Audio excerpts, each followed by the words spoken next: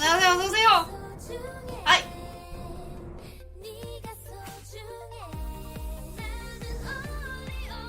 진아, 안녕하세요. 어서 오세요. 안녕하세요. 반가. Hi everyone. Hello. 니하오, 니하오. 니하오마.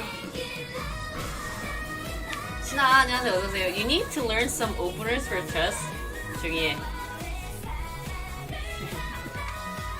헨하오. Good morning. 좋은 아침이에요. Good morning. 신난다.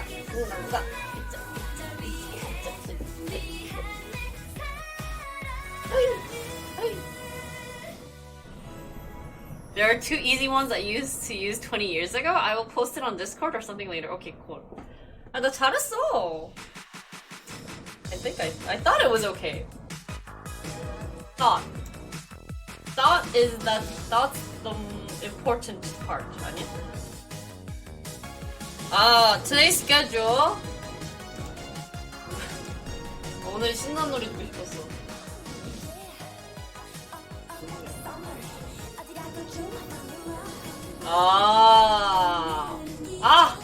I forgot to add emotes too. emote도 한번 살까?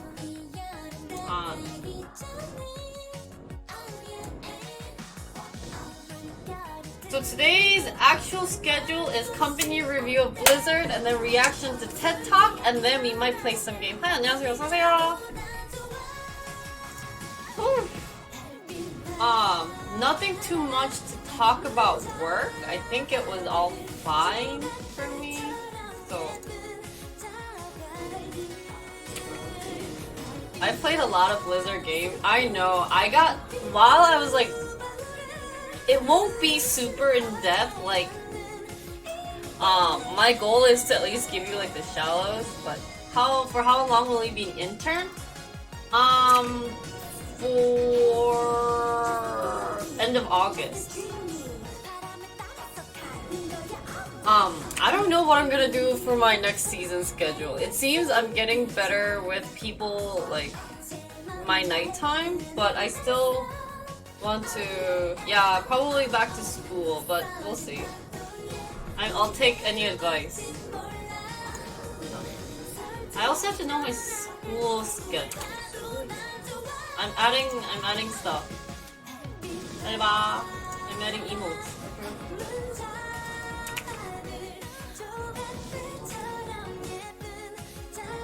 Just take some time off and travel the world. Wow, wish. But I need money. You know how much money you need to do that? No money, guys. You know, it's the money that counts, but I have to save up money. But I am saving up a lot of money, so hopefully later on. I was under the impression that you were wealthy. Ha. 진짜? If I were wealthy, then I think I wouldn't be living with my family, right? 돈이 없으니까 가족이지. Okay, guys. So, nothing fun story to talk about, but I was going to talk about, like, you know how we used to do, like, let's learn about something, and we were like learning about X-rays and everything. I had one in mind.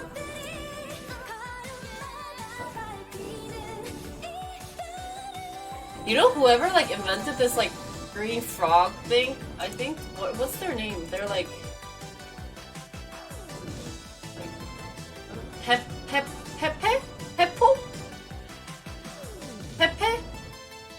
Gonna be so rich. Don't you think so? Cause like, 그러니까 the internet frog. Think about how much money this internet frog's making, or like the draw artist of the person. He's not making money off of it, really? That's so sad though. I feel like he should deserve earning money.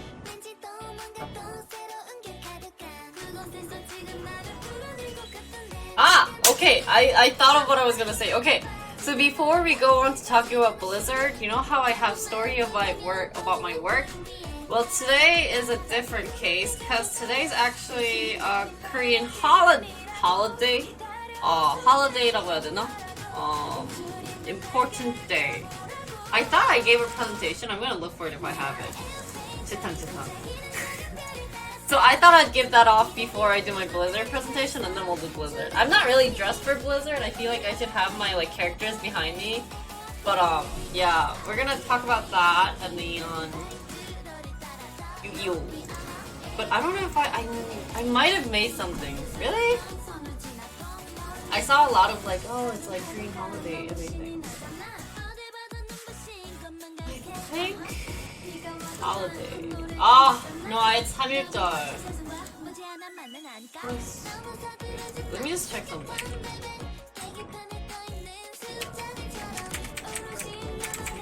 Anyways, how's everyone else doing? I hope you guys had a wonderful day today. I know that Taiwan is on their holiday break, so we'll see a lot of Taiwanese viewers today, hopefully. I've actually had a very chill day. Today I actually came home early. Yeah, happy holiday.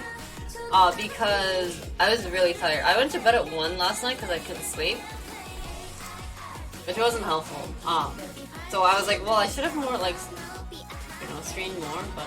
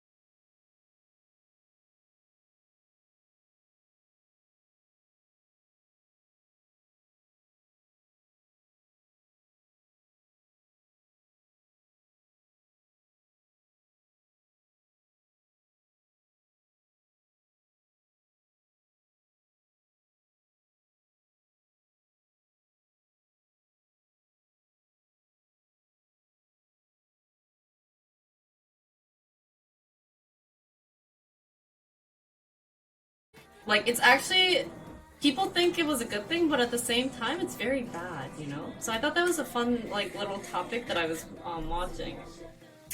Because it really had to do with, like, I should probably change it. Yeah, so now it's like really hard to talk about something on stream or just with someone. Like, let's see.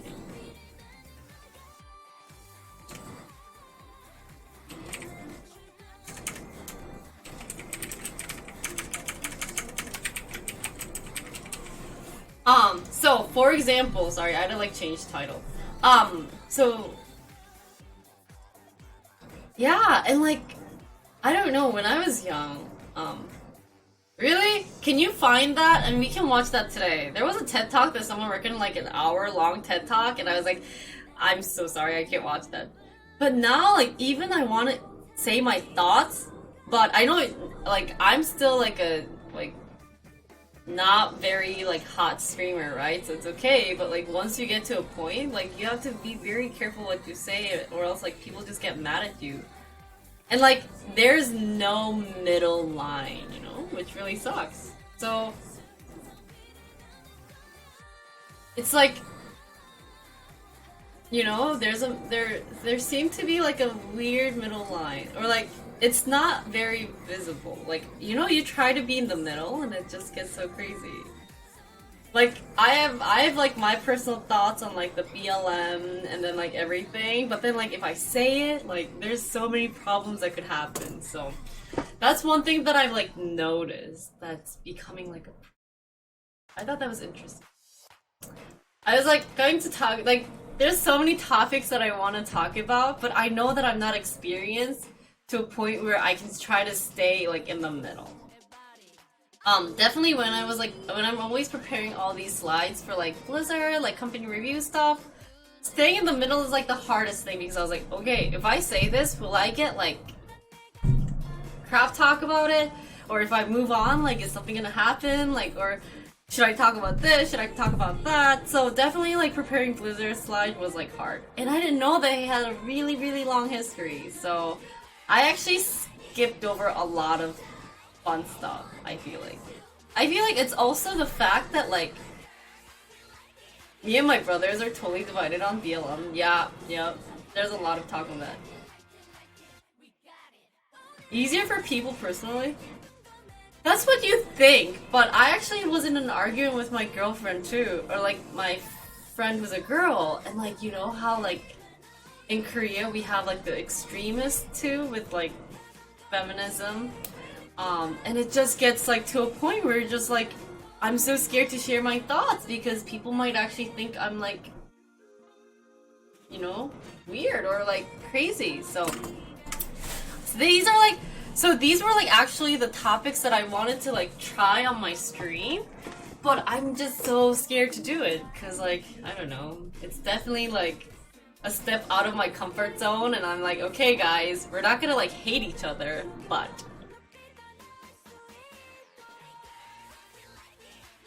oh, okay. But in those cases, sometimes it's better to leave it alone if you after. Yeah. So I like learned that lesson the hard way because it's like we got into this argument at the end and we're like, I just don't know what to say. Like, there's no way I can convince you. There's no way you can convince me. And like, we're just gonna, you know, stay like try to be happy. 진아 안녕하세요. 어서 오세요. But it's definitely hard, especially because I wanted to talk about I like watching Korean news because I don't get to see stuff about Korea a lot, and I guess it's a good thing for me to like practice my Korean with because I don't get to practice my Korean at all. And one thing that I read about recently was about the birth rate in Korea. Isn't it like 0.8 or something that it like dropped drastically? 0.8. And then like you're like, why did it drop so much, right? And then it definitely had to do with like being in that like bubble where you're in like your own personal thing and like people just hate each other. So I thought that was just like a funny side story. But I'll watch this YouTube video with you guys during our TED Talk video.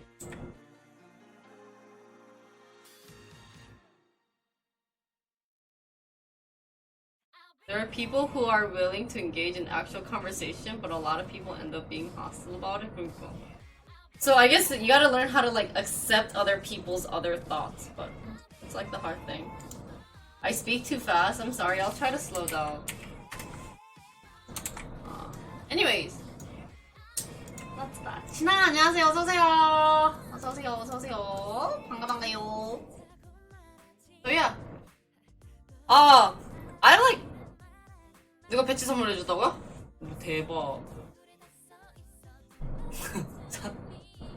I guess, yeah.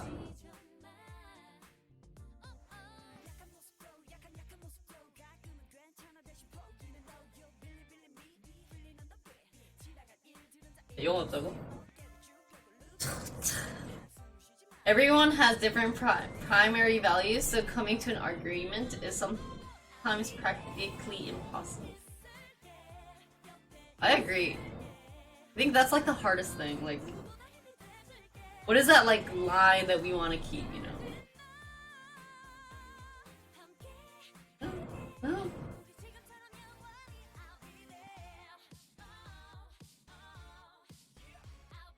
Okay.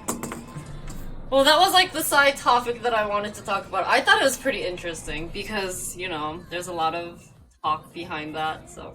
Anyways, yeah, so it seems that when I play chess, I do get a lot of people. Definitely, we have a lot of chess players out there, which is fine. I'll just play some chess in between to get more viewers, but obviously I like to do what I like to do because I suck at chess, and it's like I suck at tactical stuff. And one thing that I could try is like I'd rather play StarCraft, but StarCraft isn't that popular. But after like studying Blizzard, I did wanted to try Warcraft because surprisingly I've never played Warcraft. So we'll see if I have time to play that. Another like content that I might do this weekend, but I still have to finish Half-Life, guys. Half-Life, you know. CS is a boomer game, I know. But I am a boomer Korean, and I just love StarCraft. Like, I kind of like have a thing. You know how like girls recently started playing games like with Overwatch, and I'm like, okay. And they're like, yeah, I'm like a gamer now. I'm like, no, you can't put on that title. Like, I don't know, I have a thing, you know.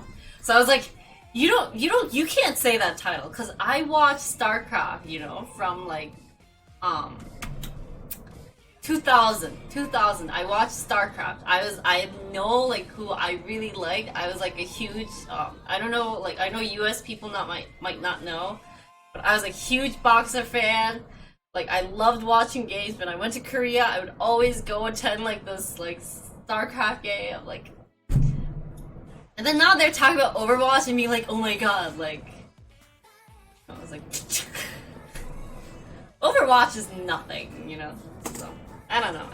I have pride. It's a bad thing to have pride for, but I've been a very long time gamer. He's Fringe Grandmaster, right? I have a friend who streams who's a Fringe. Wow. Wow.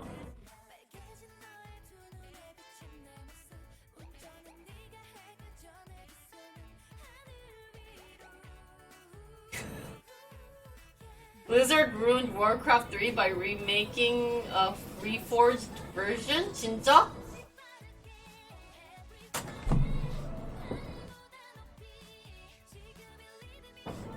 There's so okay, so when I talk about Blizzard, I know we're like going ahead of our like thing, but like when I talk about Blizzard, it's gonna be like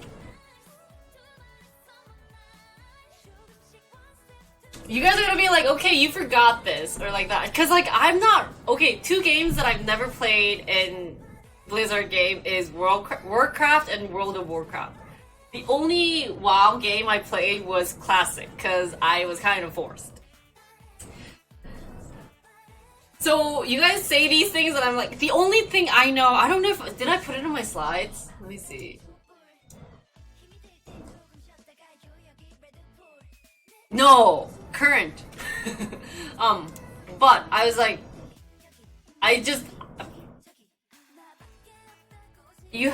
of course, that's like my life game. So like I said, the other thing I wanted to try was doing a full run through of Diablo 2, because that's like, if you guys ask me what my life game is, it has to be either Diablo 2 or Portal 1. Portal, just in Portal, because they have like the best storyline. But I don't know, like Half-Life is pretty good too. But I swear, like, we have to play Diablo 2. So once I'm done with Half-Life, I'm gonna buy Diablo 2. I want two titles. One, it's an IT goddess, and two, just a boomer gamer. I'm just gonna play all the boomer games out there, being like, you know, all from like 2D stuff, you know. So I don't want to play any like popular game. Really? Yes, Portal was built on a Half-Life engine, so. Hi, 안녕하세요. Also say hello. I missed those quarter view games. What are quarter view games? No games that would attract new viewers. Hey, but when we played Half-Life, we had like a decent amount of people. What is quarter like game?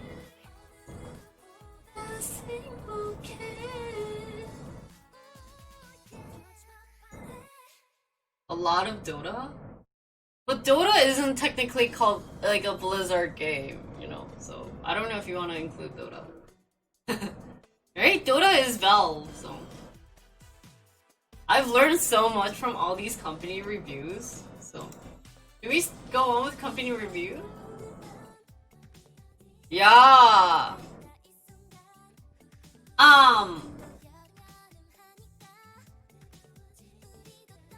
See, I've never played Warcraft 3, so when it comes to that, I'm just gonna blow it. Like, I don't know all the insights of that game, but I know mostly about like Diablo, StarCraft, yada yada yada. But when it comes to Warcraft and WoW, it's like,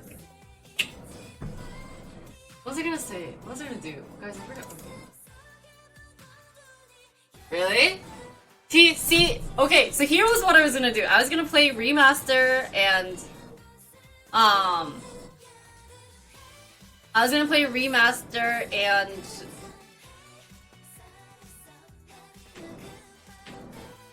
yeah, see? Path of Exile, I did not play that game.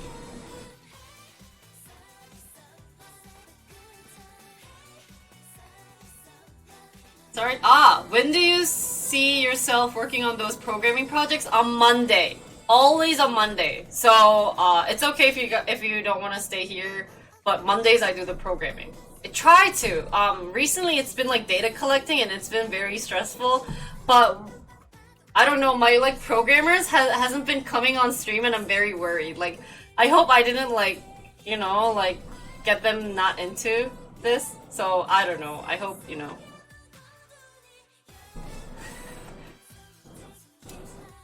I hope it works out, you know?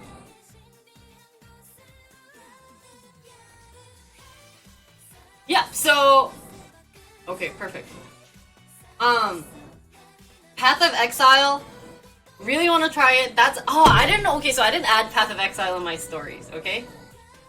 But... Path of Exile. I was like, I know that it's from, like... They didn't like Diablo 3, so a bunch of programmers from Diablo 2 just came out, or I think it was fan-made, sorry, wrong story, fan-made. Because they didn't like Diablo 3, they made something that's similar to Diablo 2, which is called Path of Exile, which is apparently really popular. But I don't know. I might ask my gaming friend to be like, teach me. Was it actual developers of D2? I've been hearing different rumors, you know, different stuff, different stories. But it's okay, we got this.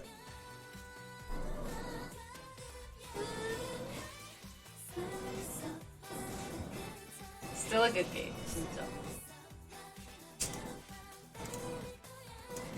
Yeah, so Blizzard was fun. I think it was fun to watch. This one was actually the longest slide, so you know how I finished it at work?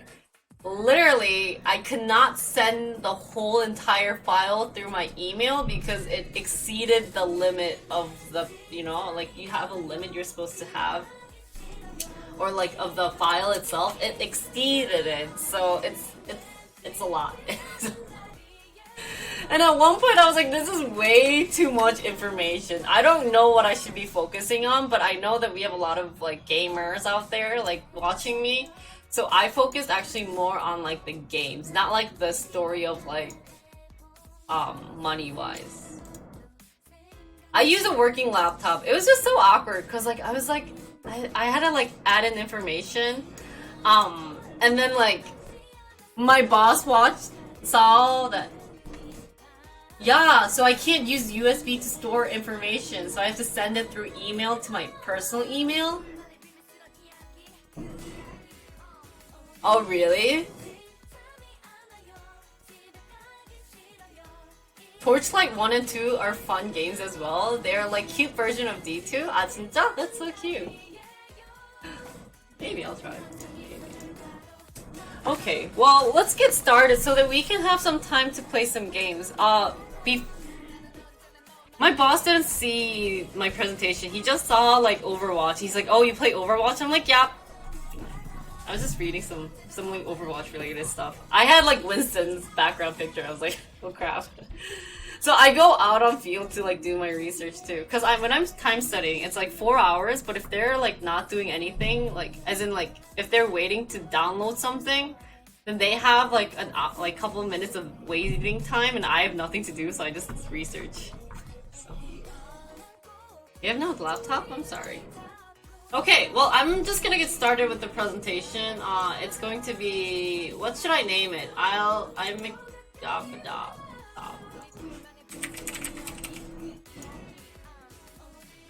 need idea for title, guys. You know I suck at the title section. I know.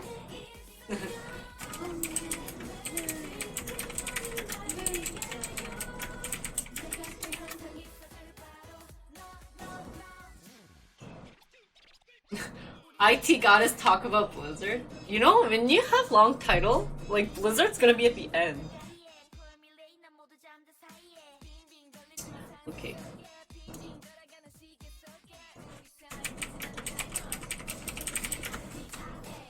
The point is IT goddess. Okay, I'll say IT goddess with Blizzard.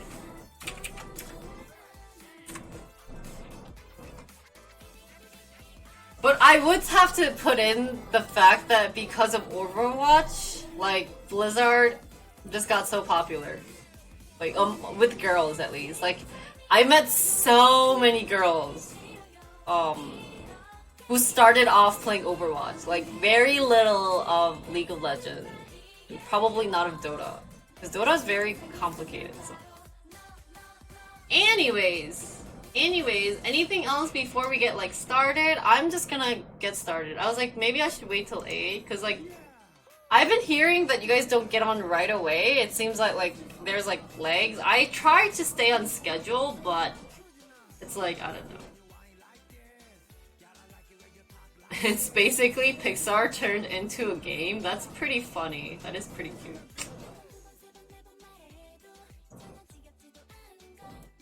Okay, well, I'm gonna get started, okay? Am I ready? Okay.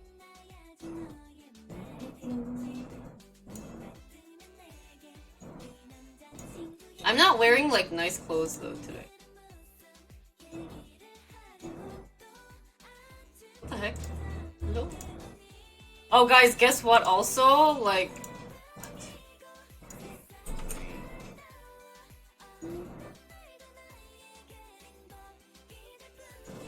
I was also supposed to be like out with my friends, but I chose like you guys.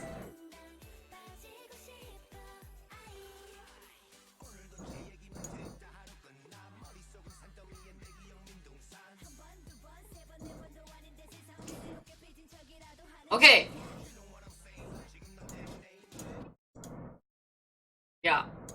I was like, okay, I could skip out of stream, but I was like, that means I'm pushing Blizzard, and I'm trying to stay on schedule. So they're like having fun right now, but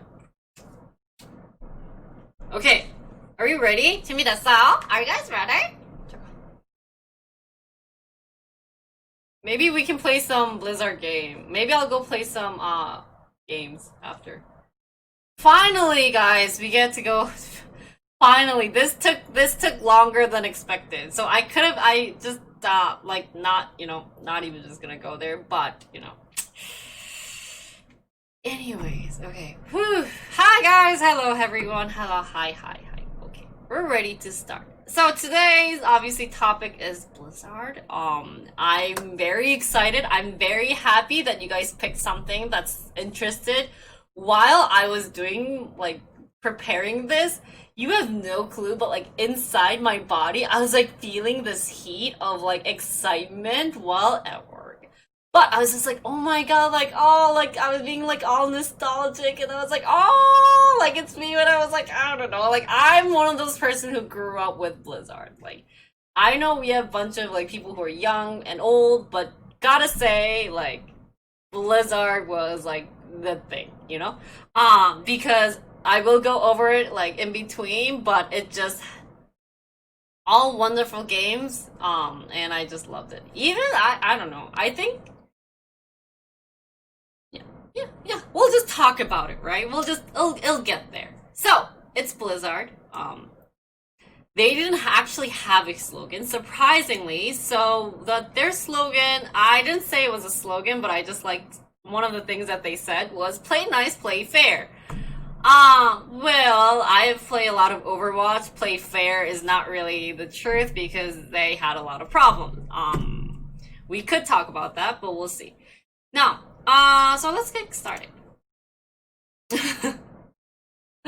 Okay. Definitely a legend company until active. So yeah. So the company profile, like I said, we always start with the mission statement. They actually didn't have a vision statement. The mission statement was to dedicated to creating the most epic entertainment experiences ... ever. I would agree, especially they highlighted entertainment. I would have to agree for the fact that I think Blizzard could just be a cinematic like company, because I don't know if you've seen Blizzard like cinema, all those like stuff, but it is freaking cool. Like, I've never played World of Warcraft, which we will talk about. If you don't know the game, it's okay. And I just had to watch it. I didn't understand when I don't know, the queen was like yelling out for something, and then apparently like people started crying. I didn't understand it, but I played classic and I was like, okay, I see there's like some tension going on, and like it's like something. But when it came to like Overwatch, there you go. When it comes to Overwatch cinema, I was like, so it is entertainment, not just games, but cinema and everything. So, they, like I said, they didn't have a mission statement. So what I brought in was they actually had something called an 8 core values. What this is first, well, basically, you know how Jinri Company, if you guys don't know, we'll talk about. Well, you can ask at the end. But it's basically what the company focuses on it. And the reason I brought it was that it's very funny, for some parts. But I'm just gonna state the fact. So the first thing they say was, gameplay first. So this is their exact word. Everything we do at Blizzard Entertainment is based on the success of the game's experience we provide our players. The goal of each discipline within the company, with the art and program, is to make our games as fun as possible for as many people as we can reach. Which makes sense, and I agree. They're doing a wonderful job being like gameplay first. Some people don't like the new patch, some people don't like the new season. Still, they're trying to incorporate a lot of feedback from, not viewers, a lot of feedback from their, players, and they're just trying to make some changes, and I think that's great. You can see some of the changes. I think. I don't have any problem. Like, all their gameplays, beautiful. And I would have to say, okay, I'm just not going to go on. Like, I'm like getting ahead of myself. See, can you feel this like heat inside my body when we talk about Blizzard? Anyway, so the second thing they talk about is commit to quality. Agree. I also agree with this because they are like focusing on how they want to improve the quality of the work, minus some of their new stuff, right? And at the end of the day, most players won't remember whether the game was late or whether it was great. So they're like, we may be late, but we're just gonna give you the best quality of the games. I would have to still agree. Diablo 1 to 2, a big transition from 3, yada yada yada, so we'll get more in depth. Next is play nice, play fair. Like I said, that's kind of my favorite because you weren't really that fair with Overwatch, especially there was a lot of hack and like a lot of situation with Overwatch. It wasn't a good job, but their business impression was important, like their first impression. So they strive to maintain a high level of respect and integrity in all interactions with players and everyone. It kind of worked, you know, So next is embrace your inner geeks. Makes sense. We have like all the, you gotta say like StarCraft, it's like space related and everything else is beautiful. I'm just gonna kind of go fast because I have 49 slides. Every voice matters. That, you know, yeah, we have a lot of talk about that, especially with the controversy, but they did try their best, right? Think globally. Like I said, we have a lot of thoughts, but it's saying that we are a global company. I agree. Not only it's famous in NA, but a lot in Korea. I know definitely in Korea, but I think they did somehow try, like, before the controversy, I don't think there was much issue. We also had like Overwatch who try to incorporate different factors in that we could talk about later, but like, you know, they did try.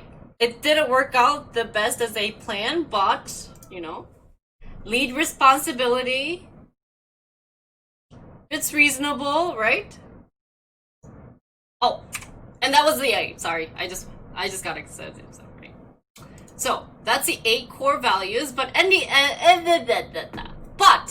end, this is my thought of what the company is. I'm so excited today. Like, I have 4 hours of sleep, but I am so excited to talk about Blizzard. But anyways, in the end, this is my thought.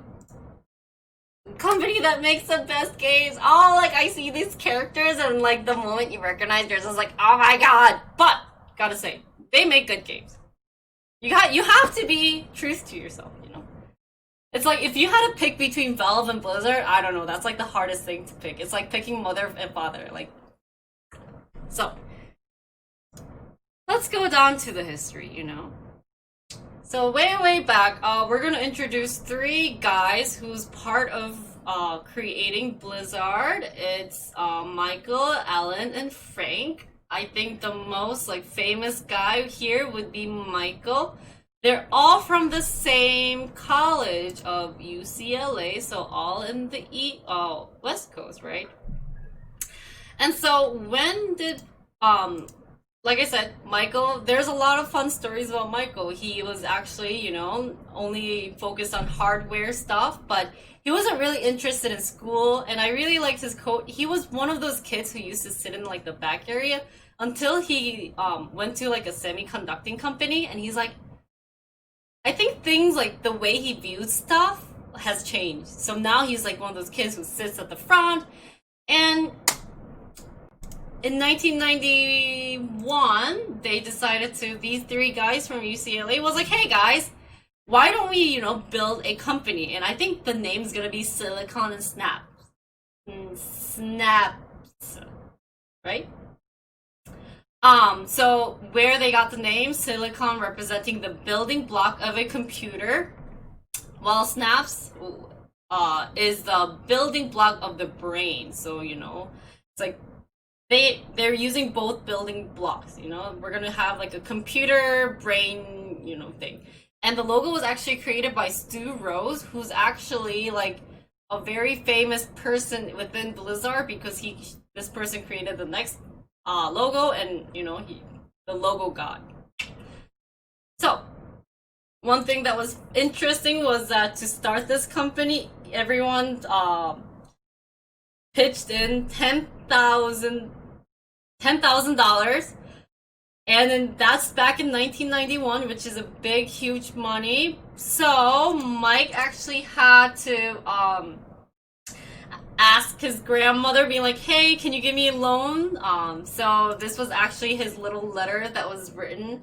He's like, "Hey, amount borrowed $15,000. Date February 4th, 1991. Terms to be paid back 100 a month interest fee. Sorry. And it's due first of each month. Borrow from like grandma, right?" So I thought this was a cute note. So that's when it started. And when Blizzard actually first started, they were more like a game developing company.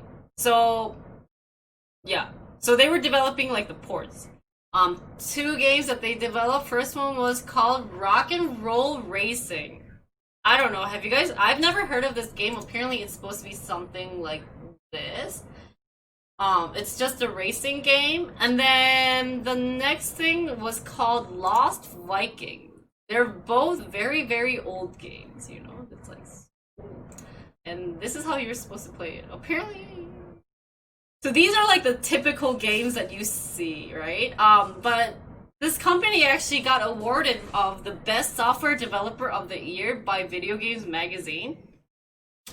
So they actually had a really good start. It's like this game was very interesting for a lot of people, and they had a lot of like thoughts. Another game that after these two games was being like a very good success in their repertoire, I would say, would be the RPM racing. So they were actually focused more on like the 2D racing game and then the fighting games, but it still made a good profit, so they were on their way. Now, one thing that you guys were like, wait, but their company's name is Blizzard. Why did they start out with this like silicon and snaps thingy, you know? So let's kind of talk about like how they changed their name, because this is apparently a very interesting story. So we start off with Davis's. So they got a partnership, and why you see a picture of the name Chaos is that one of the co-founder was like, you know, the name actually really sucks. A lot of people think it's the silicon, the chemical element, like that you put in like your boobies. So they were like, wait, so it's like I don't know, like that type of silicon company? Like what? They produce. So they were like, you know, a lot of people also misspelled their names, like it wasn't like cool. Also, companies also got so confused, and it was just like, no. Because, you know, it's like silicon without the E versus with the E, and it's like, if you misspell it, it ends up become like a breast implant company. Just gotta put it out there. So at this time, they started with 15 programmers, a designer, a lot of artists, and a musician. And so they actually changed the company to Chaos Studios, as shown. And the reason why they wanted to reflect like the crazy, like chaos feeling for their development process, because programming game isn't easy, right? And by this, they were able to get funding from Davidson of $6.75 million. However, unfortunately, they suddenly got a phone call one day being like, excuse me, Chaos is our company name. So apparently in Florida, there's a company named Chaos Technologies. And they were like, yeah, we have the same name. You guys could use it, but you guys do have to pay us $100,000. And this guy were like, no, like, it's not worth it. Like, to pay $100,000 for a name called Chaos Studio. It's just, I don't know, naming's so hard. I was like reading this, I'm like, why would you, like, that's so mean. Like, you've seen a bunch of other companies that have like the very similar names, and like, I don't know, did they deal with it? So I guess a lot of money relates to it. God. Okay, patents? Does this relate anything with patents or something? I don't know. Well, so anyways, so instead of paying trademark names, that's so sad. Okay, well, we should probably do a trademark for generate. Well, apparently the studios, I guess, didn't offset that. Either that, or maybe they were too young to, think about like looking into it and getting like hiring a lawyer and everything. So maybe. Well, anyway, so instead of paying the license of Chaos name, they decided to rebrand again to Org Studios. And then, but then the people in Davison was like, Org Studios, like, it's not a good name. Please change it. And you can't do anything because the company Davison funded them. So they thought that it might be scary for kids. I don't know. Like Diablo's pretty scary. So they talked him out and they were like, you know what? The best way to find a name was dictionary. They started from A to Z, went through everything, tried to look for a cool name, right? And they don't know how far they got, but definitely to B, BL, I guess. Which was kind of funny because at one point they were like, the close, like, contender for their name was Midnight Studio. But I think I like Blizzard better. It fits better with your, like, mouth. So anyways, that's how they got the name, and that's their new logo. It's definitely, again, developed by the same person, and that's when everything started to kind of roll and get better. So, what is their first game that they released? It was... Oh, sorry. Yeah, this game. So as you guys all know, I've never played Warcraft, but the first game was called Warcraft Orcs and Humans. This game, right? So my understanding of Warcraft is kind of like StarCraft, where you mine stuff, and I guess this came first, so StarCraft's copying that, which we will talk about later. But it's a real-time strategy game. So the theme of Warcraft was kind of inspired from like the Vikings when they started making the Lost Vikings. And so they also combined some like creatures related to it. And one thing that were like into their mind was when they first played the Westwoods Dune 2, they were like, we really like this game and we really want to make this something similar, right? So this is kind of where the Warcraft came from, and I thought this was cute because they were like, Warcraft is a cute name. Or like a super cool name, so we're gonna keep it. That's how they got it. They also really like the fantasy and sci-fi, the modern military, historical military, like that kind of genre. So that's how this game got into. And as you guys all know, it was very, very successful. Within 1 year of release, it surpassed 100,000 units sold, which means that finally, like ultimately, they sold 300 copies. So, by the next year, it reported that the game ranked 19 out of the top 20 CDs across all categories. I kind of want to know what was the first. But, as we are talking about all the awards that they won, I thought it'd be nice to kind of bring in like their award. Oh, yeah. Which were, I don't know, like PC, like Computer Gaming World. You have the critiques pick from Computer Live. So I got a 4 out of 5. I don't know your thoughts on this game, but for me, it wasn't very exciting. So I was like, okay. They did come out with the World War II, as you guys all know. Very similar, but a lot of patch going on. This one actually won a lot more awards, right? But in here, you had the Tides of Darkness, and then Beyond the Dark Portal, which is like the expansion pack. Won a reasonable of that, right? And then finally to World War III, which apparently a lot of people hate, right? But one thing that's ironic about Warcraft 3 is that they actually won a ton of... Sorry, Warcraft. Sorry, not World. Warcraft. Oh, only Reforged? Okay. I'm getting used to Warcraft. I didn't ever play Warcraft, so that might be something fun we could try playing. But apparently this was like the god game. When it came to 3, everyone was yelling, this is like the game, like the best like section or like the best series of the Warcraft would be the Warcraft 3. Correct me if I'm wrong, but that's what they said. They won tons of awards. A lot of people rated like the top 90s, like this is a good game that you should all play. Never played it, but the game tactics is very similar to, I guess, vice versa. You build something. One thing that might be different from StarCraft, which we will talk about later, is that there's more like a level up system and then you have a character, right? That was kind of like the behind story. And after that, they actually didn't move on to a different game. They actually, or like the games that we know, they actually had other like games that they released, which were like Blackthorn, the Justice League Task Force, and Death and Return of Superman. So I don't know, but I guess they were also related to more of like the comic book series, you know? So they still were able to release these type of games. Now after, back, dude, I forgot the year that this. Oh, sorry.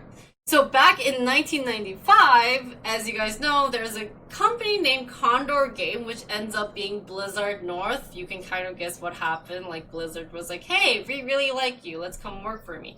A little backstory with that is that they actually proposed the game Blizzard. So Condor Game was a different company who was creating games, and they had Blizzard, like similar something Blizzard, a role-playing video game that was like ready.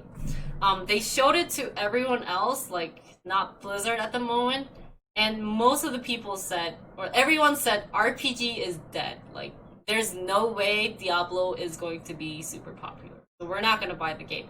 However, Blizzard was like, hey, I think this game is going to be pretty cool, so hop on it. We're going to take you guys, we're going to call you guys Blizzard North, and you guys just focus on Diablo. So Blizzard North was the focus of Diablo. One of the things that the Blizzard, the whole company wanted them to focus on was that they had to make it real time and have multiple players. That's probably, as you guys played this game, where you can see. Also, they want it to be more modern and cool interface so that it's definitely like gets more attraction. One of the things that Blizzard is based off of is a game called Moira and... That's actually Diablo 1. I've actually, honestly, I've never played Diablo 1, so this is kind of new to me. But anyways, like I said, this game is based off of a game named Moira. Not... Moira! Ah! So Moira is like... This game was... Moira is the one on the right. I wasn't really sure what the point of this game, but it's supposed to have some magic. You're supposed to like kill this person named Balrog, which becomes like a Durin's Bane deep within the minds of Moira. It was also influenced by the game named Telengard, you know? So I guess it's like a text adventure type. Yeah, that makes sense. So you just, you know, it's like an adventure game where you try to find the end boss, but you have like in between mid-sized bosses, which ends up kind of very similar to the idea of Blizzard. So that's how it got started, and Blizzard actually was decent in their game selling. They thought that they were going well. They would sell 100,000 copies. It ended up selling 500,000 copies, right?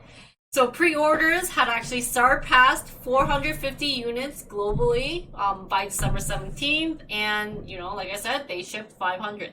So Diablo 2 was very, very successful. At the end, they were able to hit 13 million games played over Battle.net. Wow, interesting. And these are the awards that they won. I like putting out the awards. You know, I think if you go to Blizzard website, you can definitely see this, but you can definitely also tell that Diablo might be one of those games that was like so well known in the RPGs that like a lot of people might think of, especially if it's like a 3D game. So, as you guys all know, after that, Diablo 2 then came out. This is when I started playing Diablo. Best game of my life, very popular in Korea. Also, the expansion pack is so cool. Everyone went crazy. It sold 1 million copies in 3 weeks, making it the fastest selling computer game in history, which I agree. Yeah, everyone played Diablo 2 when they were young. Also, Diablo 2 cinematics were submitted for an Academy Award, which I also agree on, perfect. And later, they actually released like a Nintendo 64 version of Diablo 2. So. This is Diablo 2's Olive Award. I still remember fun thing about Diablo 2 is that like, you could like fight with people, you know, and it just gets so crazy where it's like, so someone's like super duper strong and you can't even win against them. You literally go out and you just die. And I don't know. That was just like a funny moment. Next, as you guys know, Diablo 3 came out. There were a lot of booing and inging, but still, with all the new patches that always comes out, people still play this game hardcore. I used to play it too. So, I think it's worth, like Diablo 2, 3, 1, all successful games. These are the things that they, I guess console, but still got a lot of like the game of like awards that they had, right?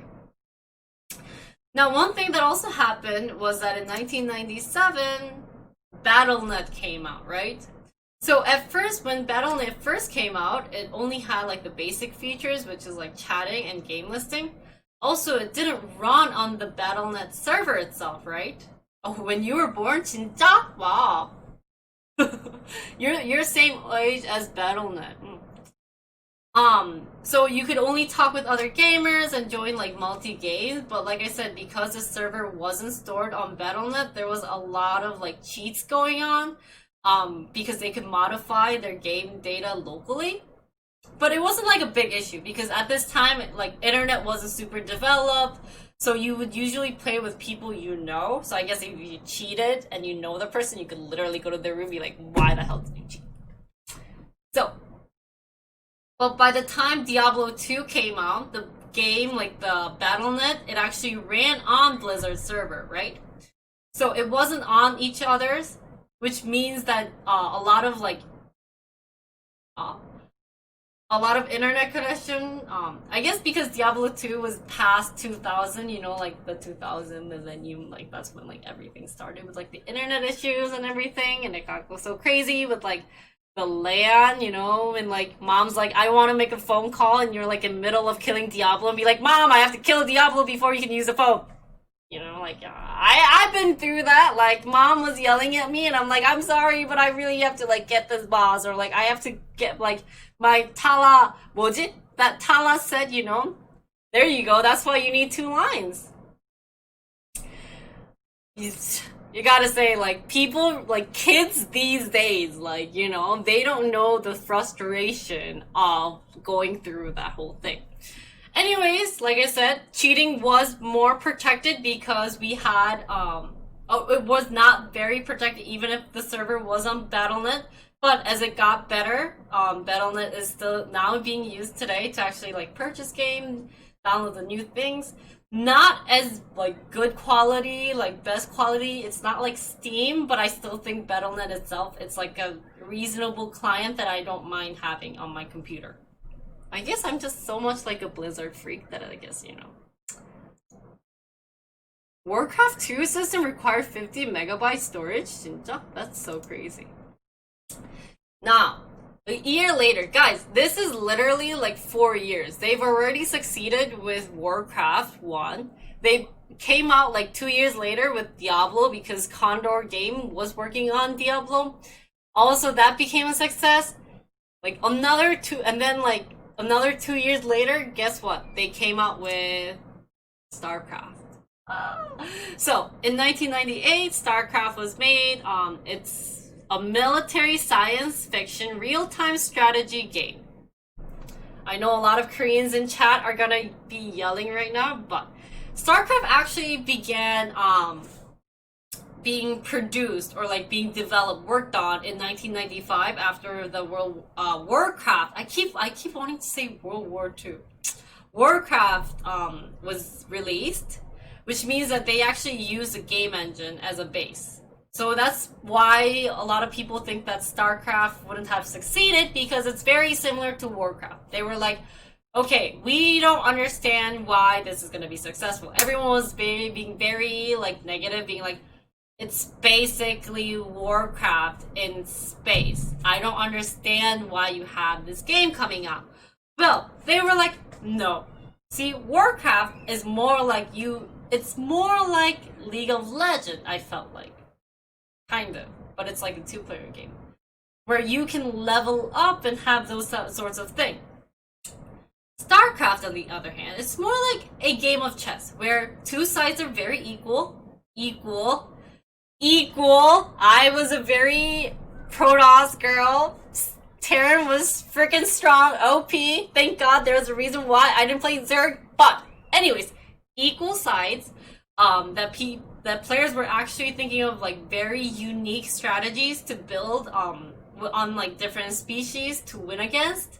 So it's very different. Well, guess what? It was very different. But before that, their first thing, crap. This was actually, when they were testing it out, this was actually how it looked like at the beginning. And this was Zerg, which I find very disgusting. If it actually was like this type of like quality, I don't think StarCraft would have been like that crazy. But anyways, like I said, StarCraft ended up being very successful.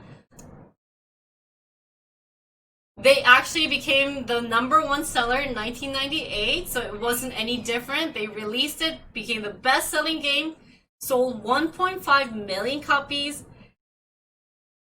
So that idea of like, no, it's different from Warcraft definitely put this something to play. So these are the things that, you know. And also, Battle.net, because of StarCraft, hit 4 million unique users. So this was actually very, very cool.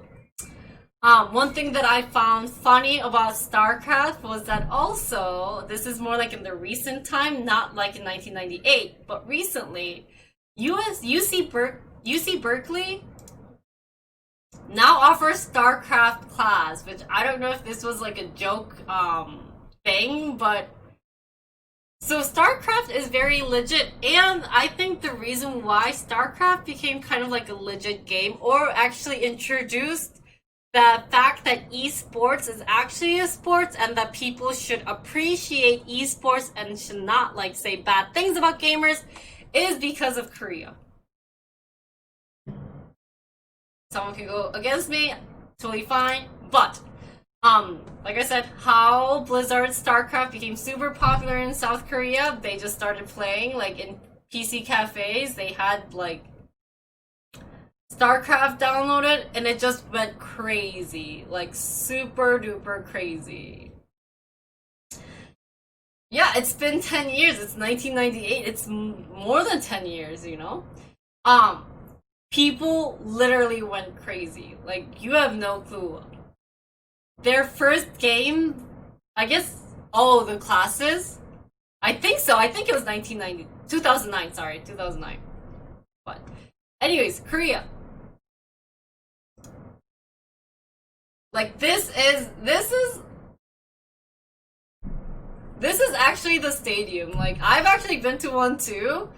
It literally fills up like a soccer game. And I don't understand why people don't appreciate it. I think they should, because it just goes crazy. Like in Korea, I swear, it was just so crazy about StarCraft. I would say it really had to do with the players being very attractive too. But people were like, yeah, a lot of foreign people didn't understand, being like, why is this game so cool? Or like, US people, why are you watching games? It makes no sense, you know? But I feel like this is where like esports really hit in Korea, that a lot of boys were like, wait, I'm really good at games, maybe I could be like a pro gamer, like this could be a new thing, right?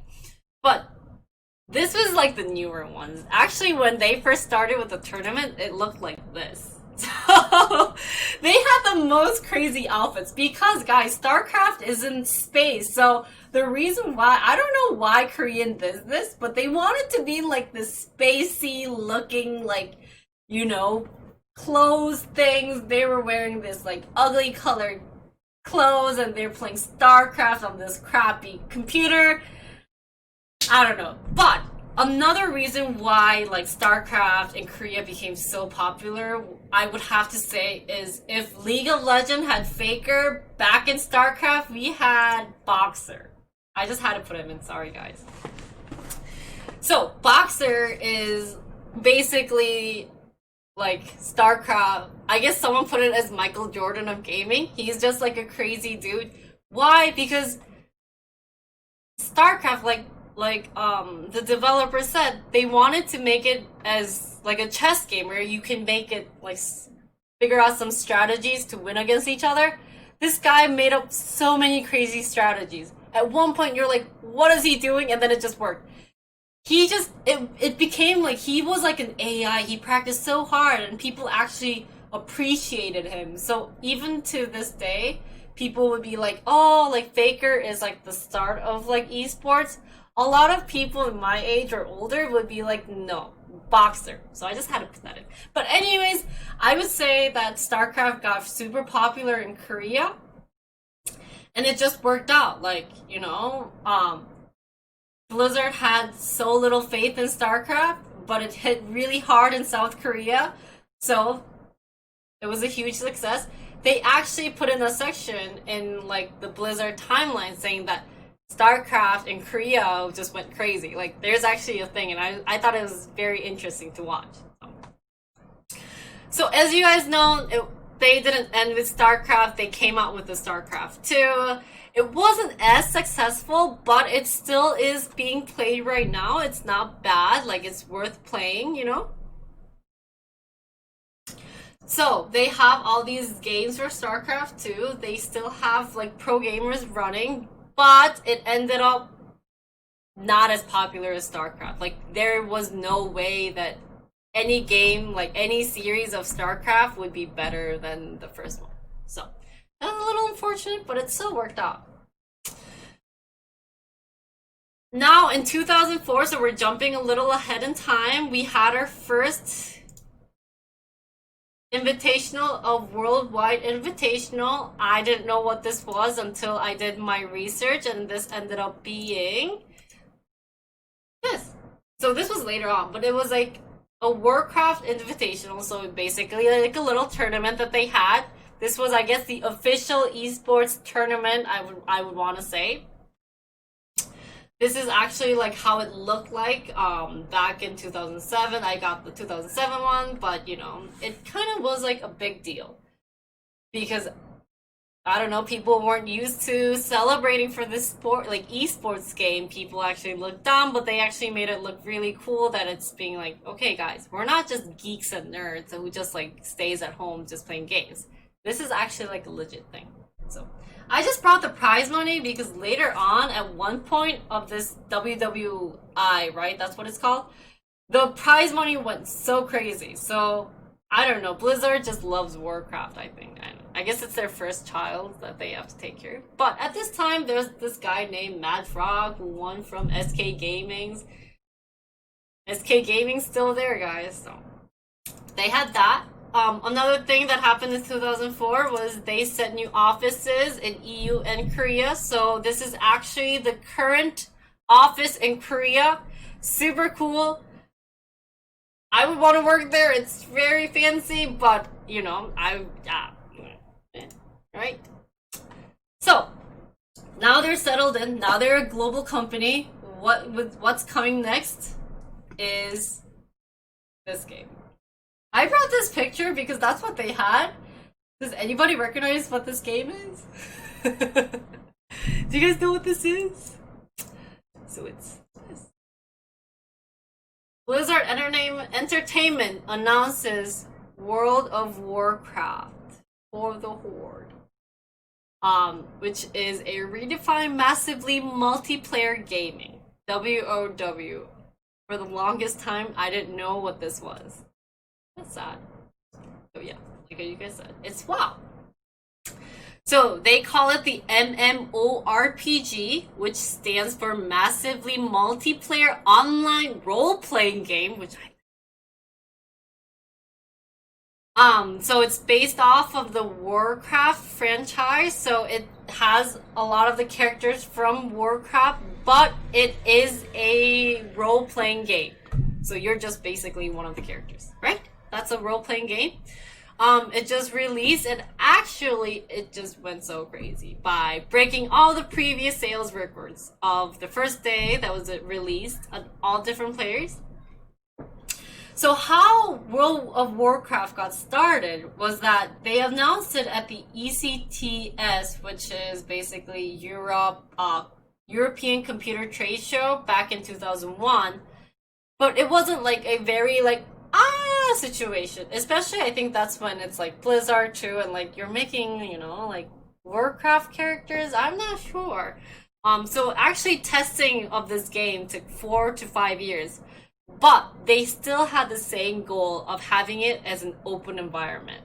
Now, what open environment means is that it's like you literally just do whatever you want in this world, but you're like in a world. So it kind of, I don't know, would be like a basis of like the VR world that we want to create is like it's like quests are optional, you don't have to do them. There's no ending. Like when you kill the final boss, like Diablo, if you kill Diablo in Diablo 2, you're done with the game. Like, I guess you don't really see any, like, transition in the story. There's no next part in the story. World of Warcraft wasn't that. They were just like, okay, you beat the boss. He's gonna come out, like, a couple of hours later. We do raids. We're gonna have, like, a party. Quests, you can do the quests. You can be, like, a salesman. It's just literally you become one of these, like, characters to be living in. So, not to be joking, but this threw a lot of people's life away. Like people were like, yeah. So I've heard of stories, like even one of my favorite YouTuber, because he played this game, ended up flunking in like the most top colleges, because it's just like, if you hate the real world, you're just in the World of Warcraft, like this world, and you just go crazy. Because it takes like hours to like play in the raid, but because of this like open environment, people felt like wanted, or they felt power playing World of Warcraft. But enough said. Like I said, they won a bunch of awards. They won, I don't know, a lot of things from GameSpy, GameSpot, the IGN, the IGN PC. Got 9.2, 9.3. So the key thing in World of Warcraft is open environment. So, after WoW, so WoW, got so successful, they actually, the next year, launched the first BlizzCon. This is actually how it looked like. I thought this was very cute because it's so dirty and I love it. I've never gone to BlizzCon. But like I said, the first one held in Anaheim, California. Very popular gaming place. Like, if you want to be a full-time, like, gamer, I would recommend settling over there because a lot of tournaments are being held. So, they definitely, the first one showed, like, the few features of the StarCraft. They said, like, ghosts that attendees would be able to see for the first time, They had some additional, like, Zerg stuff going on. And at this time, like, the multiplayer games can feature up to 16 players. Interesting, right? So that was it. 6,000 people came. It actually ended up becoming like an annual event, Recently it just goes crazy. So this was kind of like, I brought this because this was actually the costume that they were wearing at their first BlizzCon. It's still worth it. Sexy ghost. Perfect.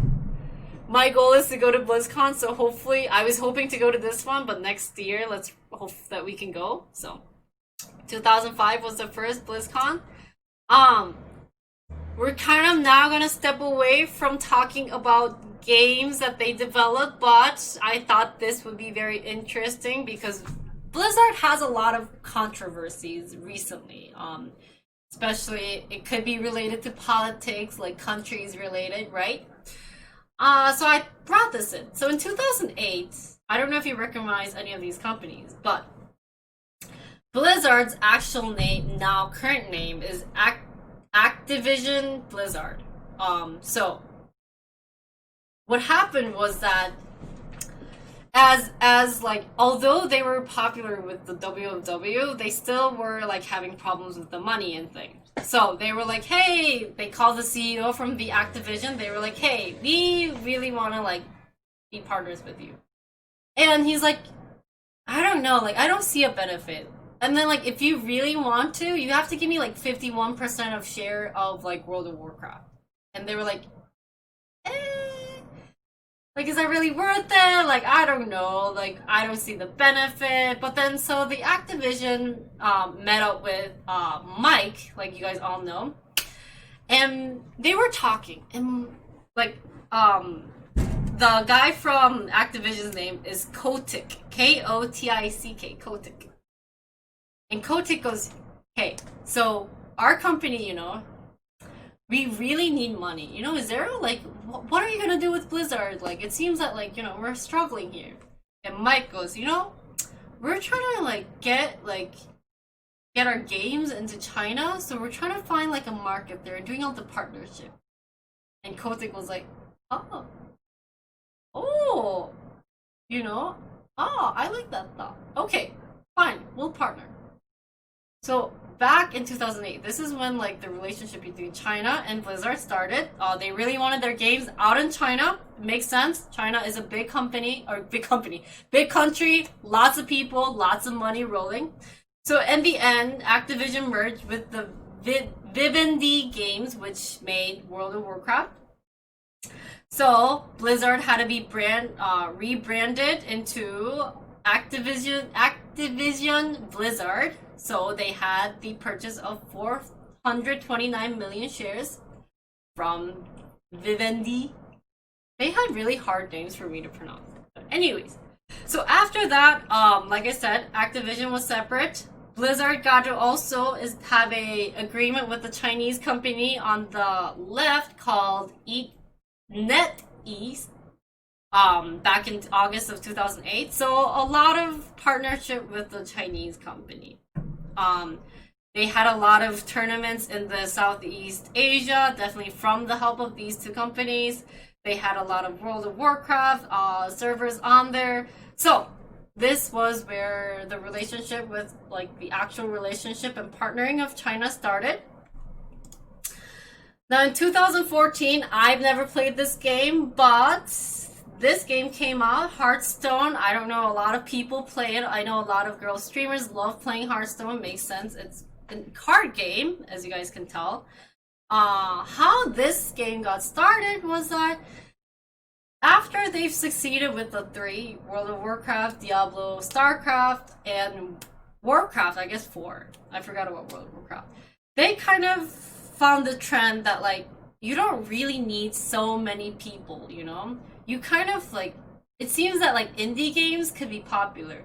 So Blizzard kind of decided to establish like small groups of people and be like, hey, you actually, you know, sometimes like the best idea comes from like a small group. So go work on a new concept, figure out something cool and like make it, right? So one of the teams came up with the idea of like a collectible card game. I mean, ta-da, right? Based on the Warcraft narrative universe. So, Hearthstone also being involved with Warcraft. So, if you've never played Warcraft, Hearthstone and World of Warcraft does not make any sense to you. So, gotta put it out there. I might play Warcraft someday. Now, Hearthstone is a digital strategy card game. Basically, you have the cards. You guys probably know it better than me. I'm not gonna even try to give feedback, but what I understand of Hearthstone is basically you buy a pack of cards. It's like Yu-Gi-Oh! You buy a new deck of cards with actual money. So a lot of money is involved trying to play the Hearthstone. When I first heard of Hearthstone, I told myself that this is when I'm like, I should start playing this when I'm rich, but not right now, right? Yeah, I don't understand this game that much. So it's designed to be instantly accessible for players, even if you don't know Warcraft, and if you like being like to collect games like cards online. So that's kind of like they're focused on it. So like, yeah. Anyways, so the unique thing about the Hearthstone that I found interesting was that other games that they have, at least for Diablo, I know, is that you could have like a free market, which is a third party market where you can sell the items with actual money. And I feel like a lot of card games at this time was kind of run in that way, meaning like a third party would have like a market where you can sell it with a very, very crazy price of money. So Blizzard decided to avoid a free market, which means that there would be no like cheating methods such as bots or like some other method that you could think about, and that like third parties cannot sell. So basically, if you wanted to buy a very, very unique card or like super duper good card, you would actually have to pay Blizzard. So Blizzard only owns everything. That definitely kept the profit of this game. Smart choice. If you ever wanted to make a game, that's how you run at it. Being like, no third party can like interfere with how I make the money. You gotta be all in our server. So that's how actually Hearthstone succeeded. And it's, you know, even to this day, a lot of fun tournaments, a lot of famous streamers out there playing Hearthstone. And it's very popular. So I would agree that this is a very well-made game. A year later, they came out with this game. Now, I don't know about other countries, but in Korea, this game is a joke. So as you guys know, Heroes of the Storm is a crossover multiplayer online battle arena video game. I'm surprised they have every single name, you know? It's actually new, you know? I thought Hearthstone and Heroes of the Storm also was a very, very old game, but it's actually very recent. Now, how this game started was back in 2010. They actually, at a BlizzCon, made a customized map on StarCraft 2 called Blizzard Dota, right? Where you get different like characters from different games, not only like Warcraft. You can get, I guess Overwatch wasn't there, but Warcraft, StarCraft, Diablo, like different characters, and it's just like a Dota game. Now they used the Dota here, which ends up being like a little fight because, as you guys know, Dota was Valve's game. Now, people who aren't familiar with it, Dota the game has characters from the Warcraft because the person who was developing it actually got hired at Valve to make a new game, which ends up using a lot of characters from Warcraft. There was a lot of filing issues and trademark of the word Dota. Kind of goes crazy, but they decided to have a so like I said, Blizzard was like, you freaking used our characters. Like, that is like, no. So we're gonna use the word Dota, and if you're gonna fight, we're gonna fight. We're just gonna have this like bloody battle. Well, you know, in the end, they're like, oh, we're like happy. We made an agreement, right? So Blizzard Dota actually changed their name to Blizzard All Star, which ended up being also changed into 뭐냐? Heroes of the Storm, right? So that's how Blizzard or Heroes of the Storm was created, is that, you know, they wanted to have this crossover that like, what if the world that the Warcraft characters are in and the StarCraft characters and the Diablo characters all combine together? Personally, I think this game is super good. I don't know why people don't like it. I guess there's a lot of jokes out there. In Korea, we call this 시공, which means that you're like literally falling into this like thing, and they just make fun of it. I guess it's super simplified, but they just make fun of it. And like, if something's going crazy, you know, yeah. And at this time, also the reason why this wasn't successful was that it's not only Dota that was there, but we had League of Legends. So this had a really strong competitors. StarCraft, Diablo, the other games did not have that like strong competitors. So this could not, yeah, there's no way this game would have been like, ah! Only like the true Blizzard fan might have been still playing it, but the tournaments aren't that popular. It's not what kind of Blizzard expected. So maybe in the perspective of Blizzard, they're gonna be kind of like, okay, I would kind of maybe consider Heroes of the Storm not a good, successful game. But it's still interesting. They are keeping an update. They get new characters. Recently, something came out. I forgot what it was. But it's still there. Very fun. They added Overwatch 2, which is coming up next. Whew. Water break, guys. 물 마셔. Let's get water. Let's get water, guys. I need water. 잠깐, I'll get water. So please go watch my ad and we'll come back. Okay? We gotta have some ad break. 갔다 올게. 몰라.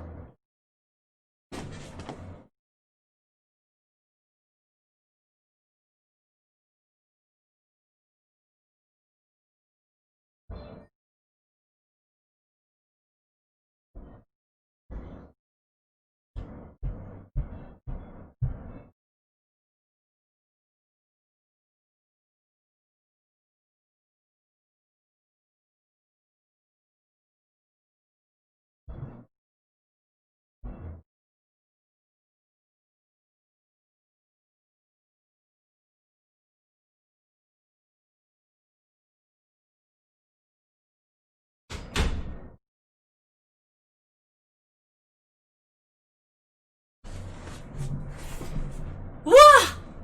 우하! 오케이, 다시 왔어. Welcome back. Hi, 안녕하세요. 어서오세요. I'm back.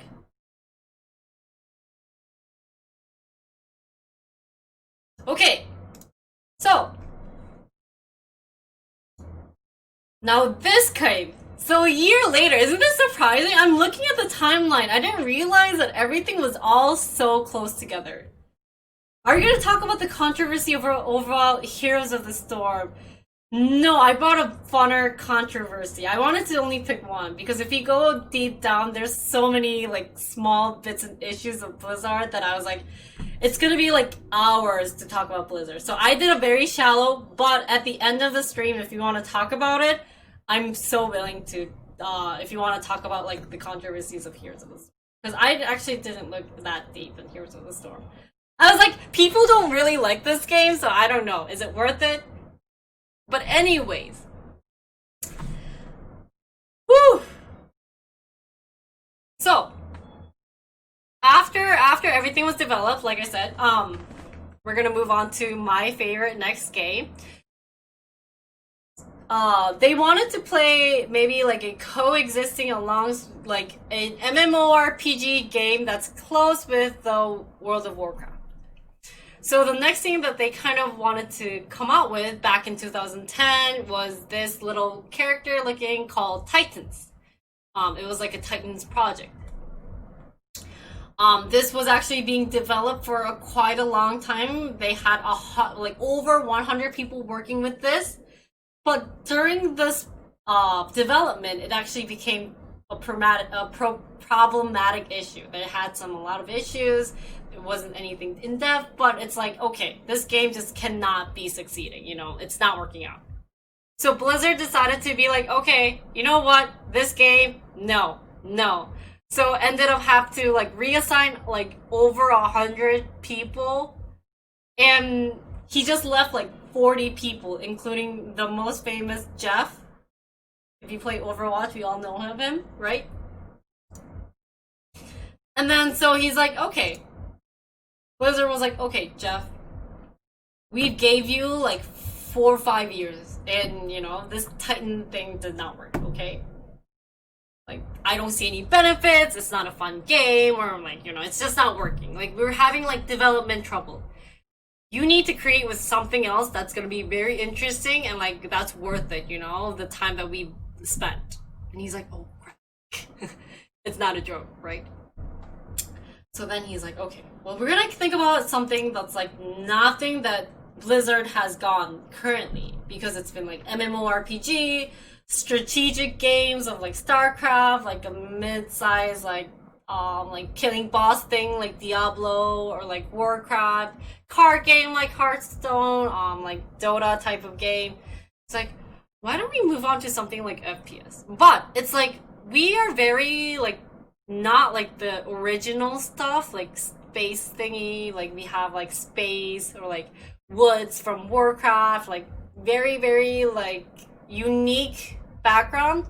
Why don't we just create one, with another unique background, but it has to be FPS. So that's when Overwatch is. When this game first came out, it also was very, very, very successful because not only was it popular amongst guys, as I mentioned, it was very also popular with girls because it wasn't the traditional FPS where you're just literally shooting, and if you just suck at aiming, you're dead. They included like different characters like Mercy, the one who heals. You don't need any aims, like just you don't have to do a lot of things. So this was very, very good for Overwatch and a lot of for people, and they were like, okay, this is like the next success after Hearthstone. One of the bad thing about Overwatch, as I still remember, was definitely that as like couple of months into this game, the biggest thing was aimbots. They just could not get rid of the aimbots. They said they were trying, they say they were working, but at one point in this game, because of all the aimbots that they had, this game actually was like super popular to a point where it was dropping. I forgot to include, but one of the funniest reports came from what's that incident? When in Korea, this Overwatch actually beat League of Legends, which was very surprising because for like almost 10 years, like League of Legends was #1 game playing in like PC cafes. When Overwatch came out, Overwatch actually won against League of Legends. So people were like, oh my god, this is like so successful, it's so fun. People went crazy. It's like a fun, like you can pick either you're a tank or anything, it's just working. They could not get the hex, so it actually died in between. But how Blizzard decided to make profit of Overwatch is include something called an Overwatch League. As we talked about last time in our Twitch discussion, this Overwatch League had so much partnership going on, along with like Amazon issue, that they were bringing pro gamers from Korea and other countries back to the US, giving them so much money, and it just went crazy. I'm actually surprised that this tournament went crazy because it wasn't a very successful thing, but they made a theme like they're from different countries. Like we have like the Anaheim, I think they have the Anaheim, they had like the London, they have the Seoul Dynasty. So they try to match it along with like the Overwatch scheme of like, the different thing. But it's still out there. It's gonna get there. We'll see. We'll see how things out. Anyways, so that was Overwatch. Now in 2018, so basically 2 years ago, Mike announced that he's stepping down from the company's company president and the CEO. Just wants to be the advisor. So that's all of Mike's life. Starting back from 1991. Basically almost like 25 years of working in Blizzard. He stepped back and it was replaced by Ellen, who is the executive producer of World of Warcraft, which I believe he should get it. Now in 2019, they started, I don't know, like Ellen decided to do some like backstepping. He's like, I kind of miss the classic, World of Warcraft. When, back in like 19s, it went popular, so they came out with World of Warcraft Classic. This actually got popular again because all of the World of Warcraft people went nostalgic and they were like, I will go back playing the classic version, which is as good. But because World of Warcraft had one patch where it has like, isn't that the panda patch? That they didn't like the characters and it just went blah. This classic made it so much better. Not only that, they also did the StarCraft remastered. Got again kind of popular, at least in Korea, because they really liked it. So I just brought fun images of how they remastered it. You could see that it's like, I don't know, a little bit fancier, I guess. Maybe this one's better. So basically, it's fit for more of like the 1080 like screens and all the new technology screens. So it's not old like fashion. I think this one does it better. Looks old, but then it's like newer type. I don't know. So now that's all of the games that's out in Blizzard. Now let's talk about Blizzard in 2020. What are some interesting things that we've like want to figure out? Apparently this is Blizzard's graph. I don't think exactly, because like I said, it's not Blizzard Entertainment. Blizzard is like the main company is the Activision Blizzard. I guess that company was on stock, so it's getting there. Not sure if this graph is accurate. I did get it just to see. I guess it's somewhat rising. We don't know what this exactly means. Don't take it for granted. I didn't even see Blizzard on the thing. But that's not the important case. The recent important news about Blizzard definitely would have to be that 2020, first time ever in like Blizzard history, is that they're canceling BlizzCon, which makes sense because we have the COVID case. I understand. Next, I think this is kind of like in gaming world, what we wanted to be expecting would be, I don't know, Blizzard 4 or Diablo 4 or Diablo M. I don't know which one they want to go. I got this from like the Korean thing. Now there was a rumor at one of the BlizzCon being like, okay, we're gonna make Diablo 4, but then it was gonna be actually, no, I'm joking, it's gonna be Diablo Mobile. So now it's like, what's going on? Well, last year they released the new Diablo cinematic of Diablo 4 and all the new patches too, like all the updates and everything. So I guess it's maybe coming to come out. Definitely more like gorier. It's not very interesting. So we'll see. There's like new techniques going on, and it'll get there, right? Now, after another like major change would be the Overwatch 2. A lot of people were like, is this worth it? A big controversy being like, okay, it's only been a 4-year game. Are you sure you want to make a 2 out of it? You don't see any benefit. You haven't even caught all of like the hackers in the game. Like there's so many hackers. Like, are you sure like this is going to be worth it? Well, Overwatch 2 is going to be more focused on the PvE, like the co-op, like focusing more on like the stories, more mission, or like the heroes. So apparently it's supposed to be different, but we'll see. And that's kind of like the new game patch.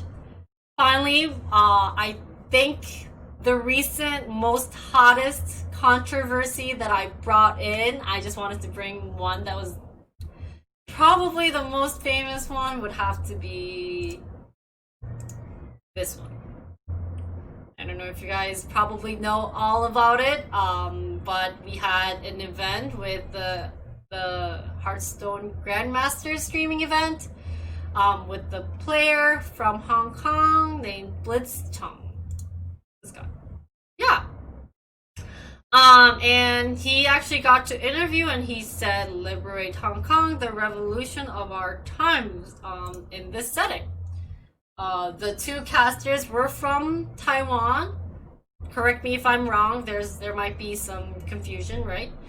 And so that's what they did. He was wearing like the mask to kind of like show the situation going on in Hong Kong. And then, you know, like shortly after this happened, he got disqualified from the current tournament that he was in. Yeah, he was also banned for 1 year period. And not only that, the casters were also penalized with a similar ban of 1 year. Why this happened? Because Blizzard was like, okay, you did something that's a public disrepute.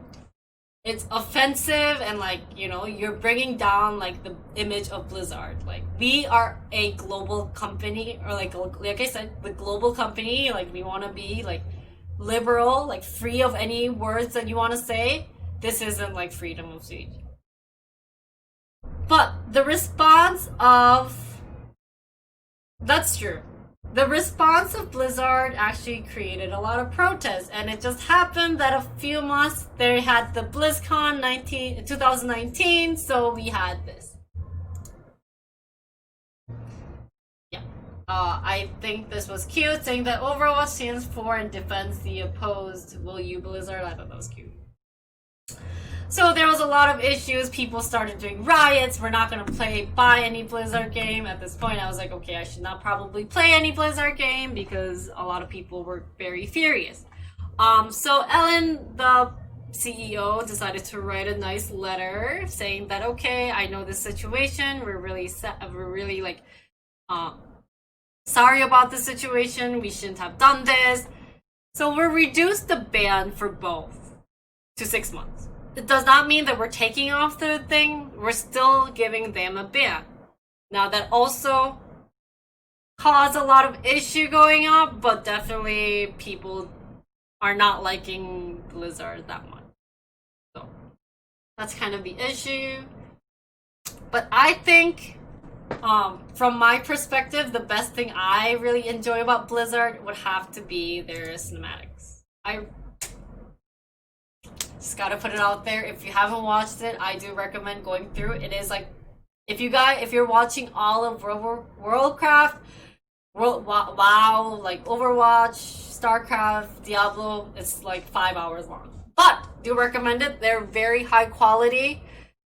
For the Horde, I don't know the thing, but you know, by now I would recommend them kind of moving over to the cinematic companies because they have really strong characters and like just update the new games. I don't know. So yeah, it's kind of, they should be more focused on this. I don't know. So anyways, to end my presentation, that was all of Blizzard. It was very, very like shallow because it was hard to go in depth, but I always like to end with what they like to say from the founders, I say, is Mike said that it's an exciting time to be a gamer. I'm excited that we have these great gaming platforms, PC, console, mobile. It seems like gaming is becoming more and more of a mainstream activity, which I'm very excited about. We always believed that esports would eventually grow in popularity everywhere. In the last couple of years, we've gotten to see that happen. We've started to see broadcasters, publishers, tournament organizers. Everyone started to take notice of the explosion of esports. I do want to agree, starting with StarCraft and Warcraft, that like esports became like a legit thing, making it like even League of Legends, I would say, got a lot of benefit from Blizzard, right? So, thank you. One last thing, he also said to break a mold, sometimes you have to start over. I think that kind of happened with Overwatch, with Jeff's case being like, Titan's not gonna work, start a new thing. They came up with Overwatch, went crazy. So, that's all I have about Blizzard. I know it went pretty fast. I think I didn't dive in deep, but good job on the presentation. 점수님 4,000원 감사합니다. Thank you. 감사해요. Thank you. So yeah, I brought this. What a good way to end. I wish every company has like this cool like Blizzard type of like GIF. What? Pillbug, thank you for 300 bits. 감사합니다. Thank you. 감사해요. 아이고! 아, 이렇게 해서 이모 주는 거야? So, that's all.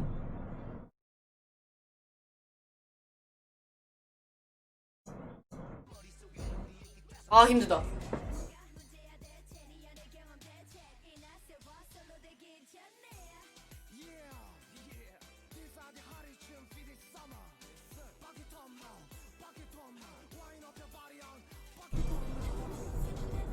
Blizzard was so freaking long, I swear. It's so long. I was like, I cut so much out too, you know? It's just like so much. My brain was fried, like reading these. So, I feel like I gave most of like the thing that I presented today was like known information because Blizzard is definitely a well-known company, but I don't know. I learned a lot. I didn't expect that, like, there's a lot of things that I wasn't expecting that happened, but. So, thoughts? Okay, what's the controversy for Heroes of the Storm? I didn't look really too much in that, so if you want to explain that while I'm like resting.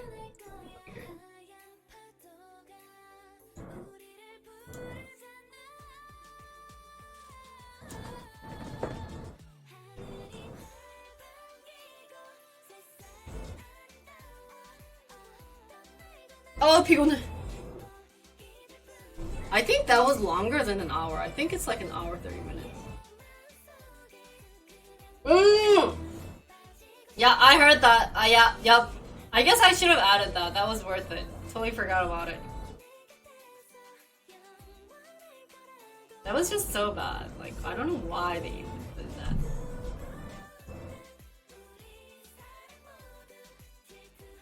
I know. Hi.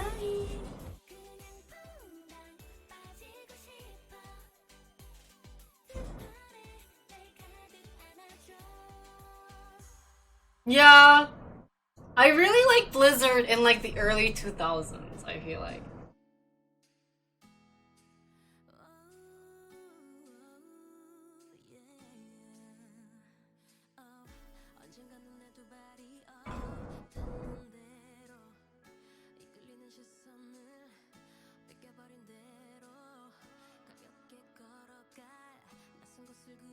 It seems so, yeah. That's why I think Valve is like, they do a very good job focusing. I don't know, but still, I feel like Blizzard's not that bad. Minus like some controversial issues. I can definitely tell that Gabe is like, Valve is more focused on like games. But. So should we pull our money invested in Activision? I don't know. I think that's funny. I really like that emote. It's hilarious.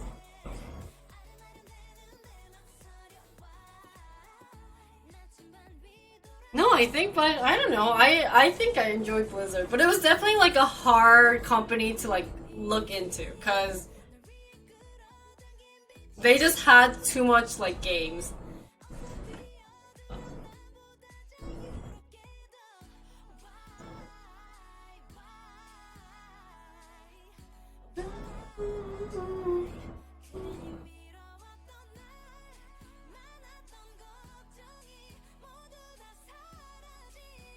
아이고! 롤링스타! Thank you for $5 donation. Thank you. 아주 감사합니다.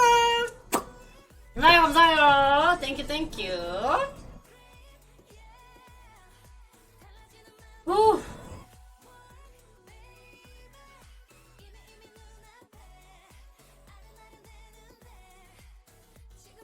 I know. I honestly think that I could have done for each game. Like that, each game is literally a separate company. Cause like I said, Condor Games, that's Blizzard North, which is focused only on Diablo. So they do their own thing, and I could have talked about like what happened with Path of Exile and like everything, but it was unfortunate.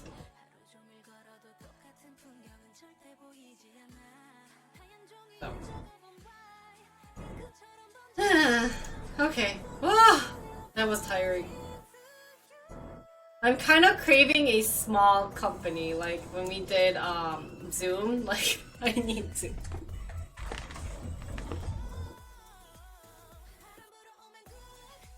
Yeah, I guess like Blizzard is so all over the place, which is stressful for them. Maybe not. So.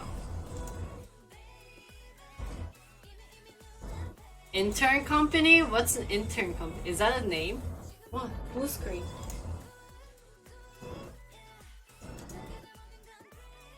Oh!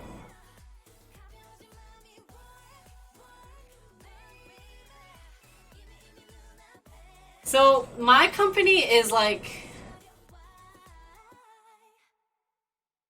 100 years old. It's gonna be like Rolex, you know? Yeah, and I should do it after the intern. They have way too long of history. I can't do it. I can't do it.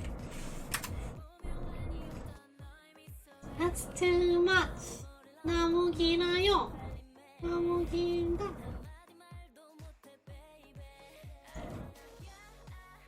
Every time I do this, I'm so out of energy. Like, I really like doing this, but I'm just like, oh my god, I'm so tired. Because I'm like talking for an hour. I don't know if some people do it.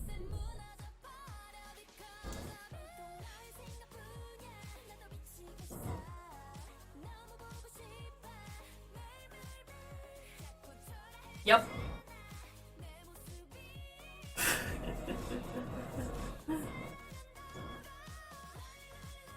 Massage myself? I wish. Really? GE helped Taiwan make 3? Really? Yeah, I need some sugar. We'll see. I don't have any snack. So, especially because I had like not that much sleep. It's very stressful. Don't have donuts, I wish. Why are you guys talking about GE? I don't know, because maybe they want to learn about GE. What's the next company we want to do? Okay.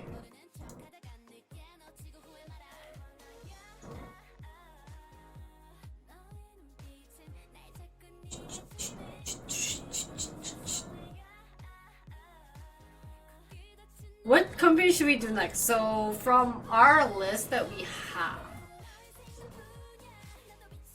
Can you guys see?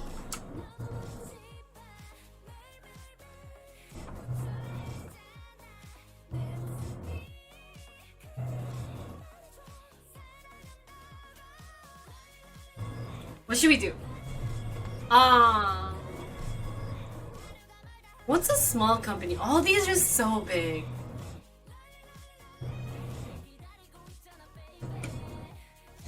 Maybe Grow Hub might be fun, you know?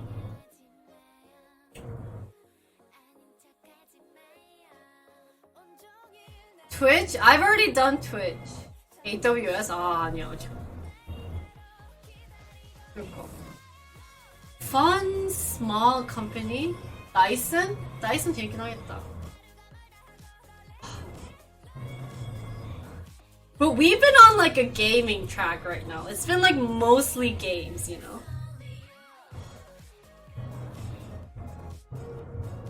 Cause we did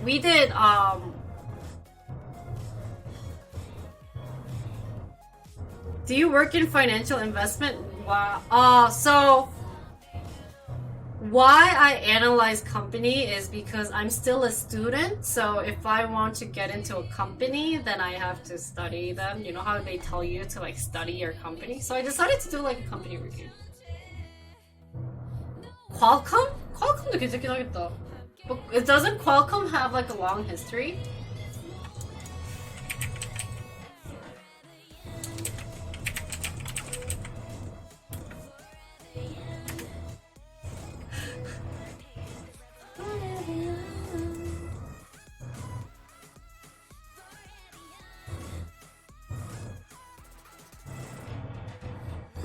Dyson? 아 뭔가 좀 병맛 하고 싶다. I want to do something that's like super outgoing, like super crazy, like you know, like WeWork. I wanted to do Sony. One of my viewers said Sony, but that was also like a 200-year company. I was like, I'm not doing Sony. You're killing me if you want me to do Sony.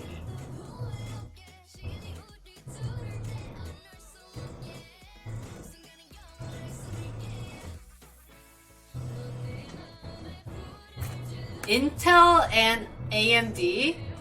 Intel's long, isn't it?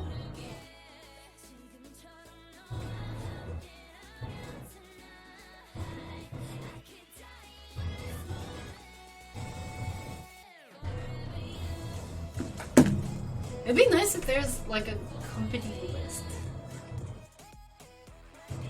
Yeah, Amazon 25 years, there's no way. Fitbit.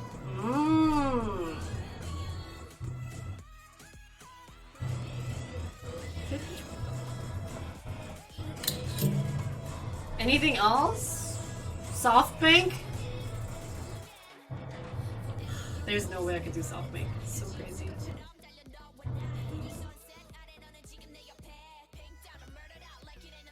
YouTube.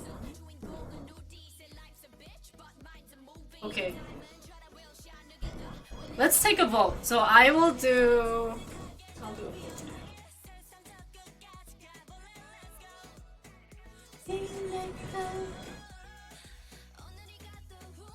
Oh yeah, I don't know if you should do like those type of companies, you know, because they don't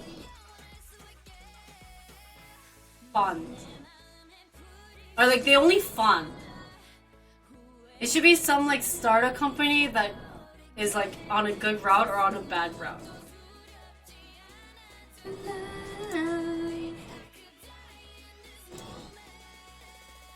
YG Entertainment? 와, 인스타그램 재밌겠다. Okay, I will do which company? 콜라 Instagram.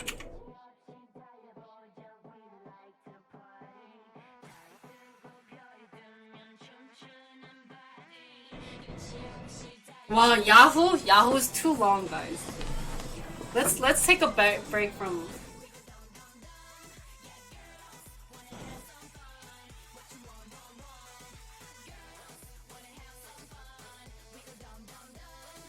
I should do Theranos. Theranos.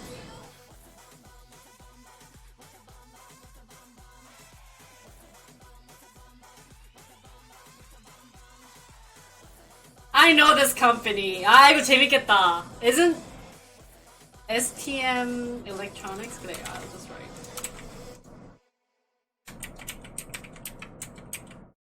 Yeah, Theranos is well to know. There is a shocking book. People who don't know what that is, like, long story short, it's just this girl who decided to be like, hey, I have this like super cool idea where I think it's like you can like it's like you can get like you can identify your cancer. Was it like cancer thing? If you take your blood, like you can cheaper blood test, was it? I thought it was like related to cancer. Okay. But it was just this like idea that it was like it made no sense. But she was like, this device can do it. It's magic. And she got so much funding, but it ended up becoming a scam.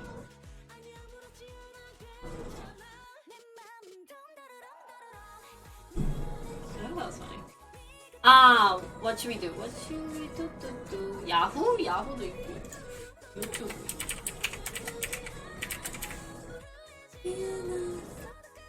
Fitbit 재밌겠다. Which company? I'm doing a list. Fitbit. Or Theranos. It made sense, but her science was weak. 그래. I'm doing this route. One of the 5. Please vote. View results. Thank you.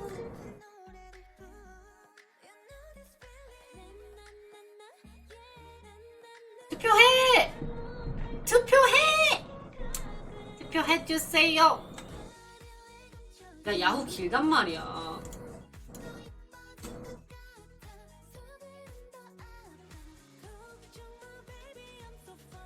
야후! 으아! 으아! 안 돼, 야후 안 돼.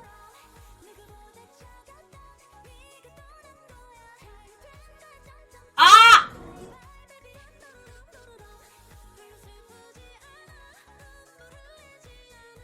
와, 제발, please! 야후 안 돼, 야후 진짜 길다고, it's so long! 으아! Oh!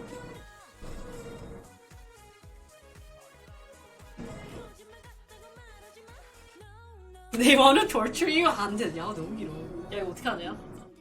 Mode breakdown. 어떻게 해야 돼? All 3? no.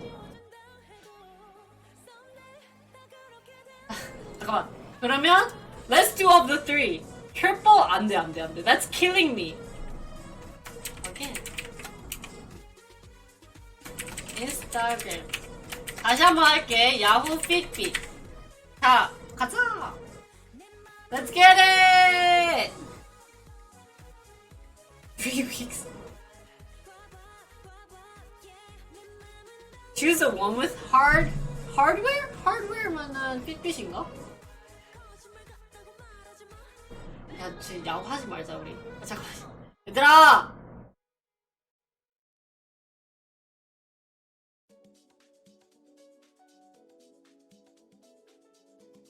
You guys weren't being this 뭐라고 해야 되지? Like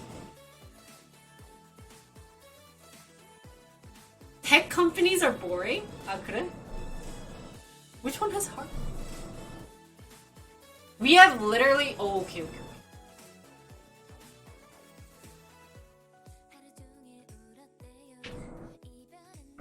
Yeah, I know, but preparing everything, like Yahoo. Okay, guys, next week it's Instagram. Thank you. You're so late! Oh, I didn't even zoom this in, guys.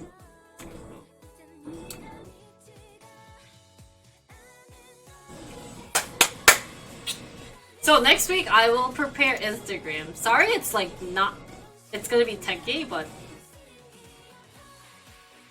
yeah, Yahoo would have been very better. Who spoiled it with the last minute vote? Whoever did that last minute vote, I love you. Yahoo would have been interesting, but it's like Sony. Sony's interesting. Yahoo, yeah. Anyways, so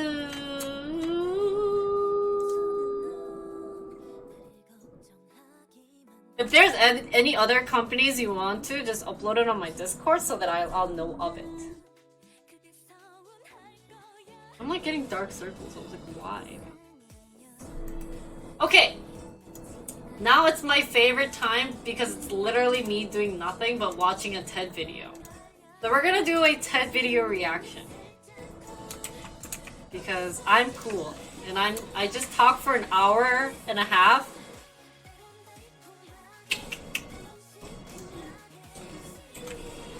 The Pokemon Company? What's the Pokemon Company? So let's take a 1 minute break.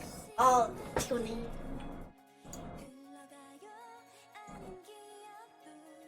Get ready to get inspired. So we're just gonna watch the Beware online, filter bubbles, talk a little bit about it, and then play maybe some games. Because we talked about a lot of Blizzard game, I was thinking of playing a game from Blizzard. I should do Nintendo? I guess so. I was trying to focus more on like the US companies. But that's enough.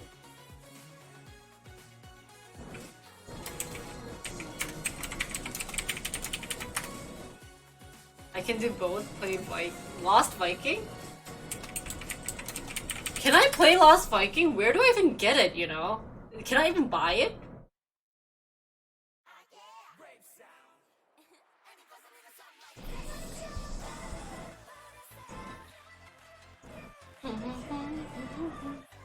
I forgot to also include Call of Duty, but I was like... They're partner games. They don't count.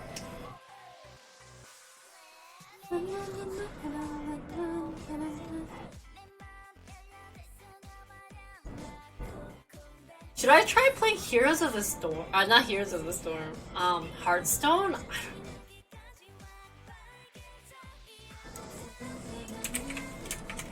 TED video. React?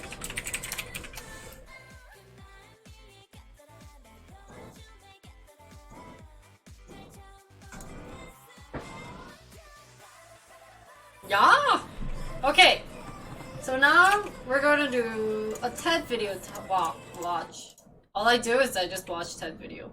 I just, react.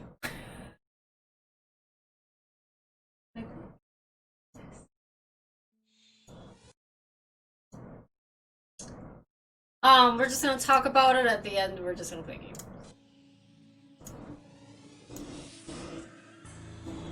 Maybe I should start back again with chess. I think I'm getting good at it though.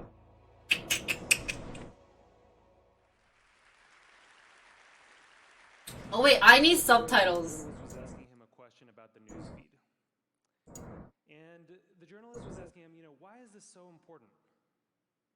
And Zuckerberg said, a squirrel dying in your front yard may be more relevant Which branch? right now Gimme. Secret. in Africa. And I want to talk about what a web based on that idea of relevance might look like. Oh, good. So when I was growing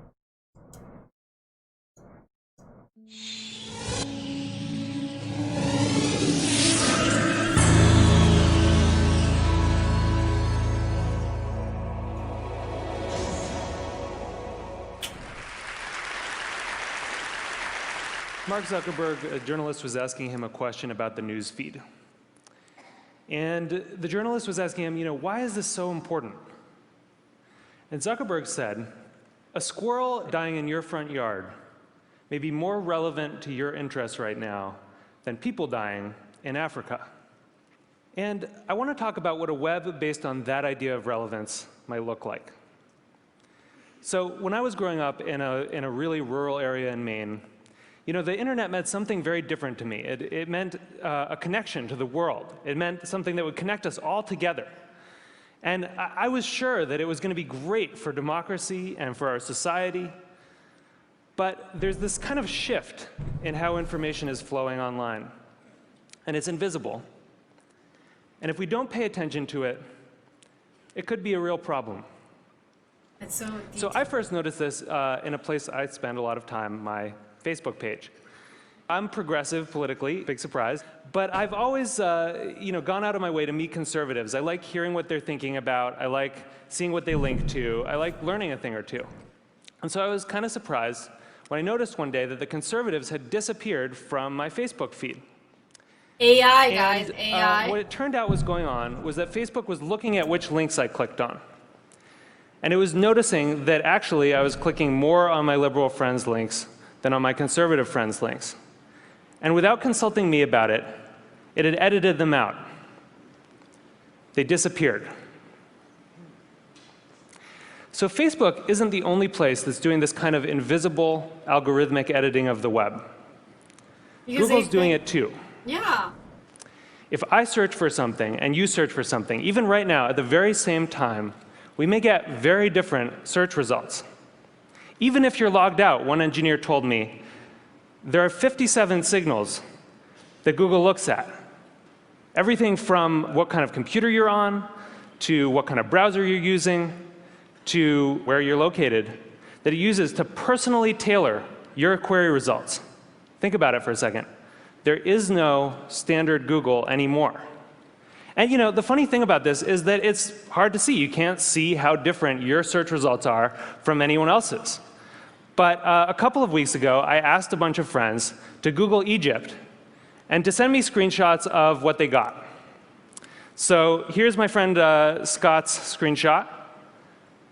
And here's my friend Daniel's screenshot. When you put them side by side, you don't even have to read the links to see how different these two pages are. But when you do read the links, it's really quite remarkable. Daniel didn't get anything about the protests in Egypt at all in his first page of Google results. Scott's results were full of them. And this was the big story of the day at that time. That's how different these results are becoming. How come? So it's not just Google and Facebook either. This is something that's sweeping the web. There are a whole host of companies that are doing this kind of personalization. Yahoo News, the biggest news site on the internet, is now personalized. Different people get different things. Huffington Post, Washington Post, New York Times, all flirting with personalization in various ways. And where this moves us very quickly toward a world in which the internet is showing us what it thinks we want to see, but not necessarily what we need to see. As Eric Schmidt said, it'll be very hard for people to watch or consume something that has not, in some sense, been tailored for them. So I do think this is a problem. And I think if you take all of these filters together, if you take all of these algorithms, you get what I call a filter bubble.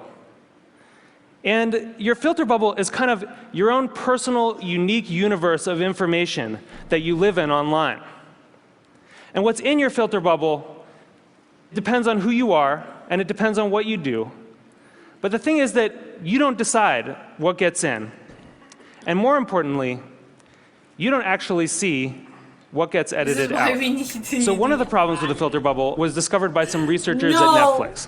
Too long. And they were looking at the Netflix queues, and they noticed something kind of funny that a lot of us probably have noticed, which is there's some movies that just sort of zip right up and out to our houses. They enter the queue, they just zip right out.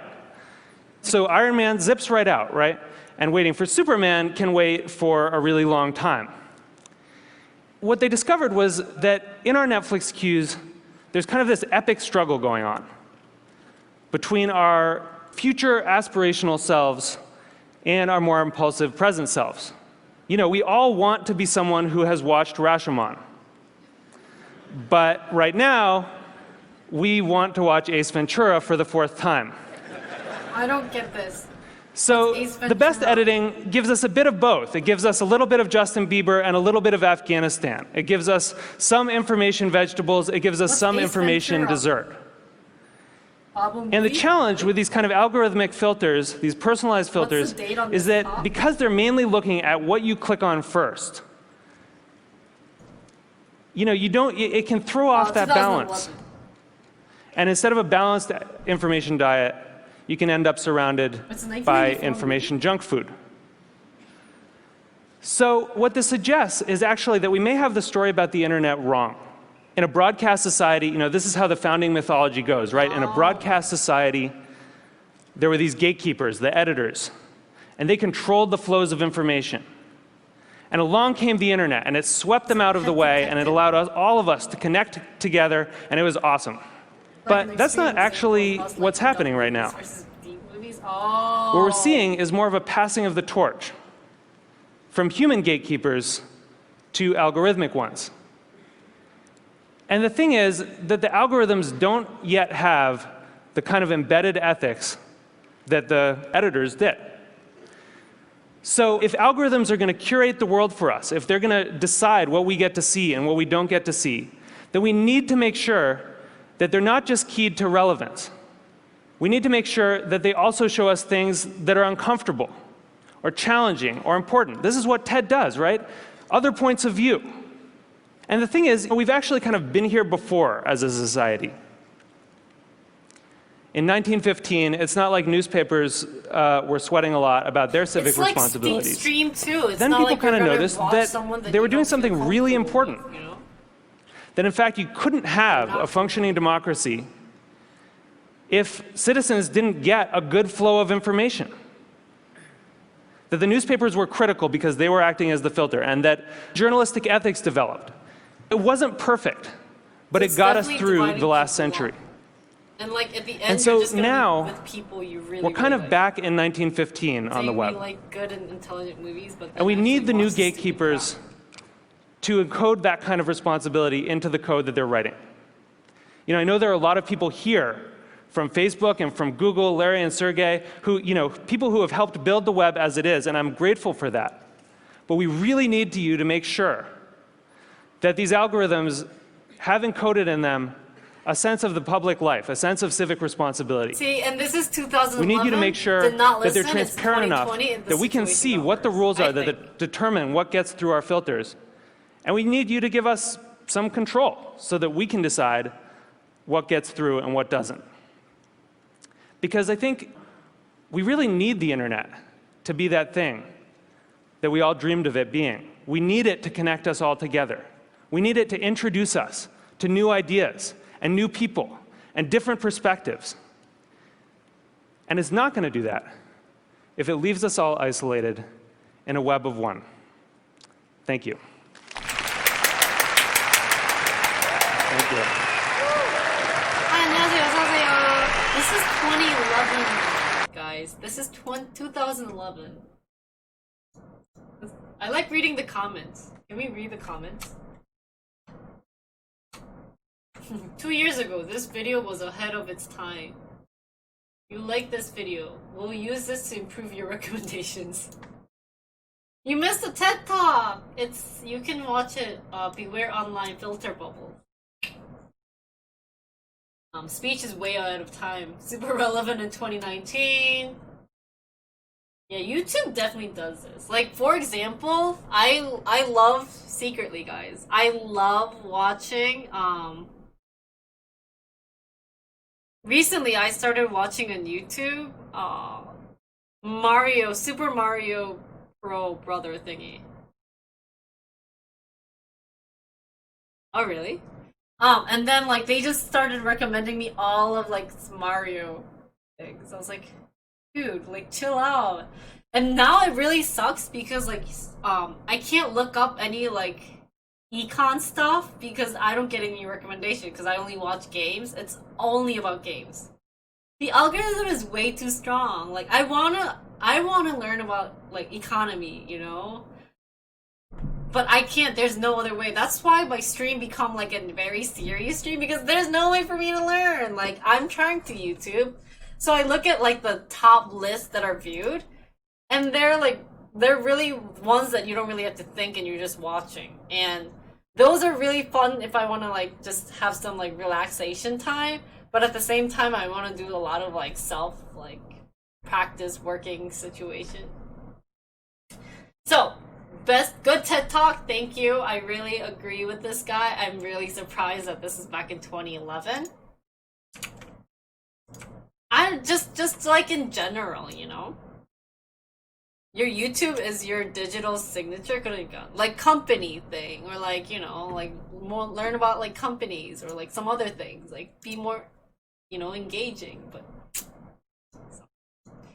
either make different accounts in Chrome to view YouTube in different categories. Oh, that's too hard. Thank you.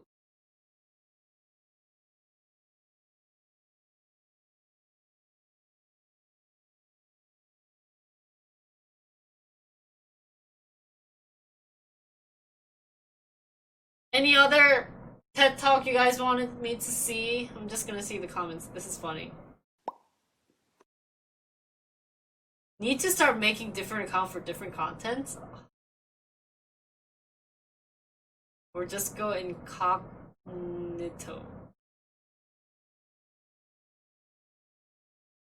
We did watch the Bill Gates virus one, but that's a funny thing.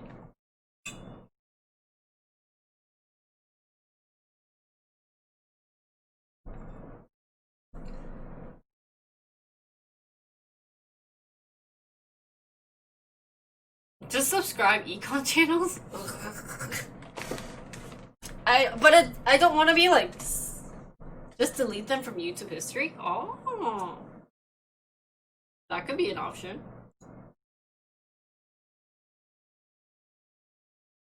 Problem is that most people really don't care staying in their own bubble. They actually don't like getting out of it.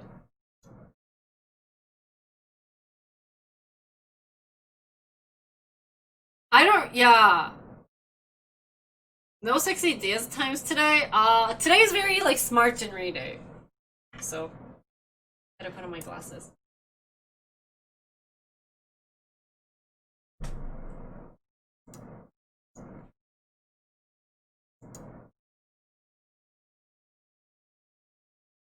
Yeah, I guess I should subscribe, but it's just, yeah. Meh.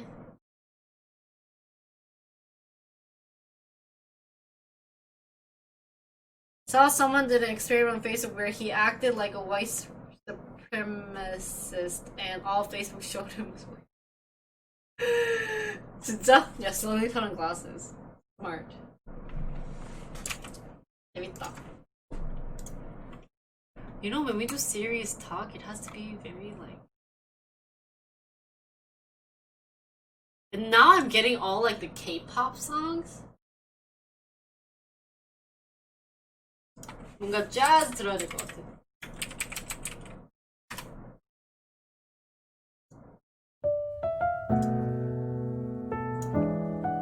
Those people can't even see the wrong argument. No. Here you go. Like, I think internet, it's really cool that it's developing, but at the same time, it's causing so much issue. So for me, I don't know, like,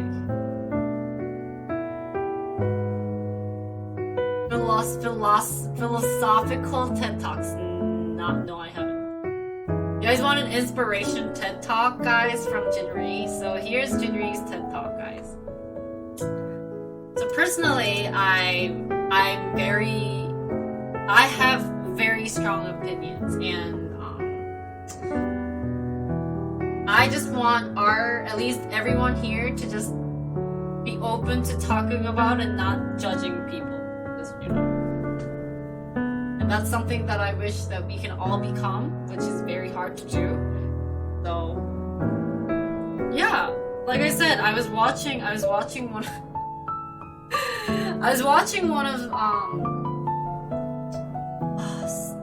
one guy talk about like I said, the birth rate in Korea, and it's like 0.8, so it's not even 1. So like it's so much down.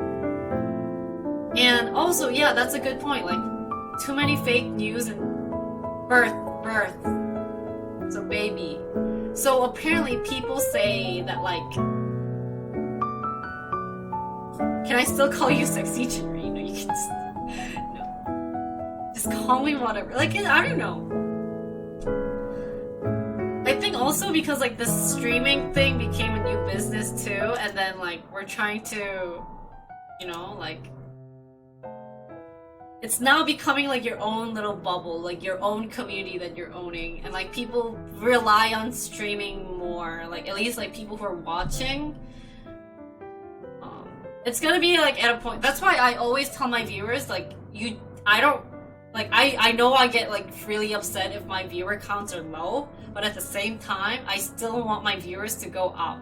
The reason also why I don't stream like too much, or like I try to stream like 4 times a day, is because I want you guys to be like exploring outside and like getting new like insights or like things learned, and then coming to me and be like, hey Jinri, guess what? I learned this, and I'll be like, oh, that's so cool.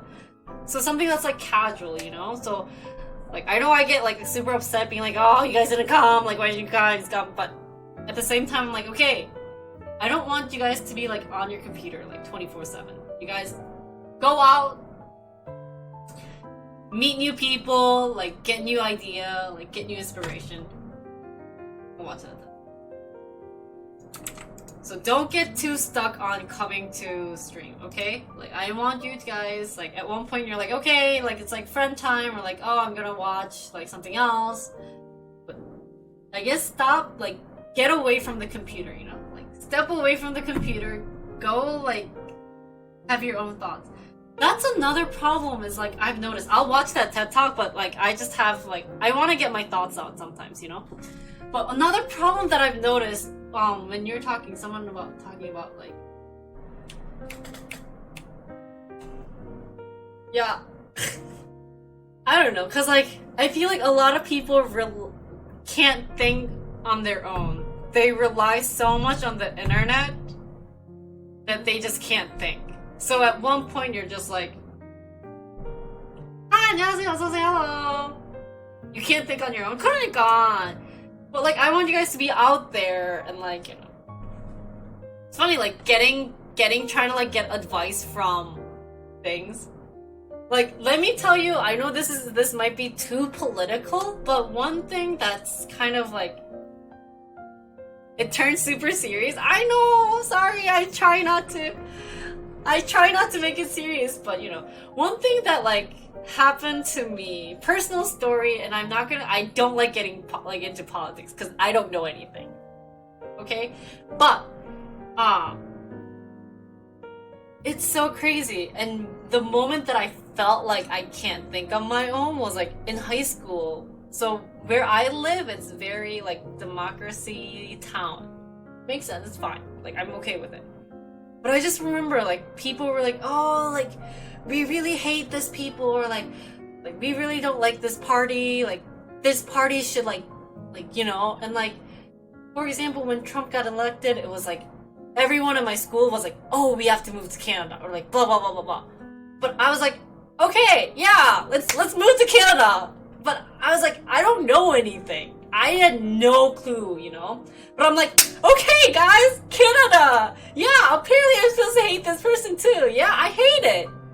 And I was like, and then like recently, after like me actually like looking into stuff and like trying to do a lot of research on my own, I'm just like, oh my god, like there's no way for me to read fun news. There's no way for me to do something, you know? I know Canada isn't bad. I know. I love Canada. Like, I've never been there. I think it's great. But it's just like that mindset. And that was only me when I was in high school. So you know how much like you can get so influenced by... I love Canada. I'm not... but I'm just saying, it's like, you know, like just because my friends were doing it, I wasn't thinking, you know?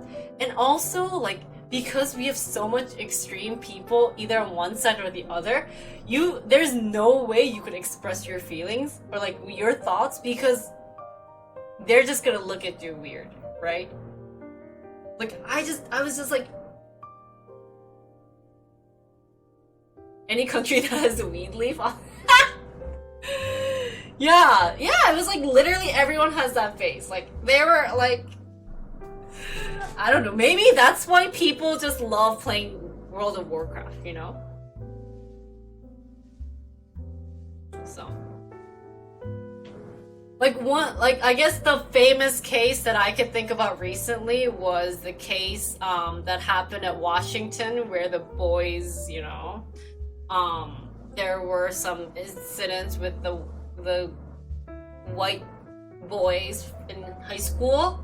And then the people from like the India, that story, I don't know, maybe it's not common for Asian countries to know this, my Asian interns. So correct me if I'm wrong. The reason why I say this, because I could say something really like not true because there's a lot of fake news, as you guys said. But the situation is that, you know, the media show that these are white men like hating on like the people, like the Native Americans who are doing their chats, and then like, you know, they had the, you know, like everything going on. But then the reality was that, you know, they wanted to put on kind of like a thing, and then it just got kind of messed up. I do recommend, if you want to look into it, do so, but I don't, like, I'm less talking because I'm actually like on stream, so there's less for me to talk about stuff, right?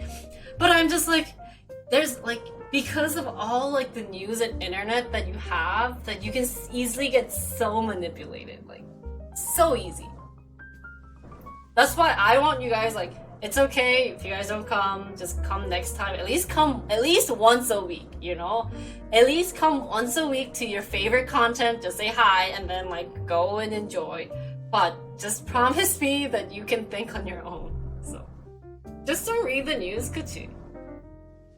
I don't know, wasn't there like a fake news thingy, like detecting which ones are like reality news?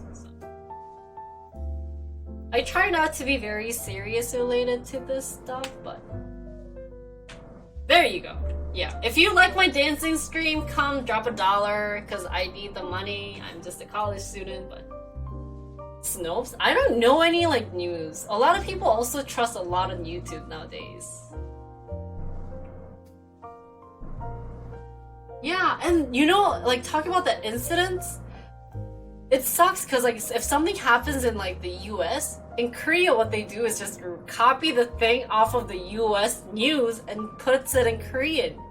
So some of them were like, no way, that was not true. At one point I got so mad because they got the wrong news that I wrote a comment below being like, hey, please like research this before you spread it out.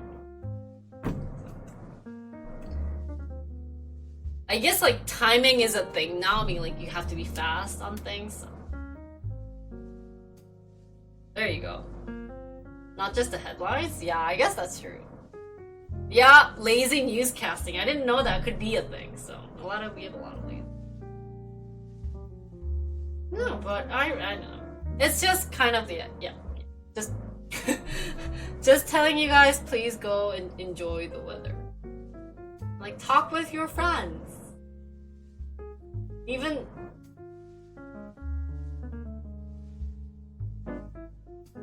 keep your independent thinking, could you? Or like there was rumors in Korea that we had like security cameras in like bathrooms, like girls' bathrooms.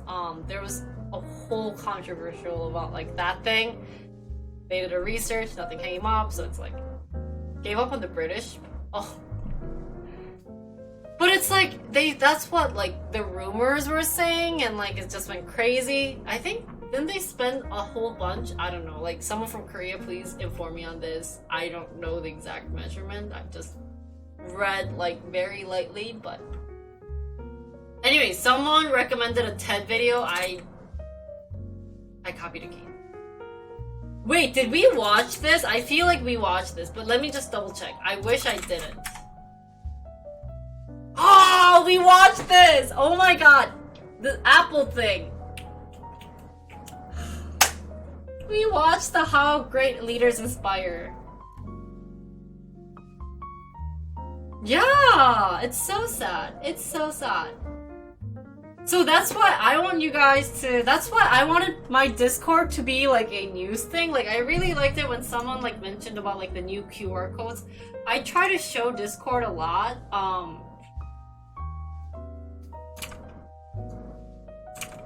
What should have been an emote?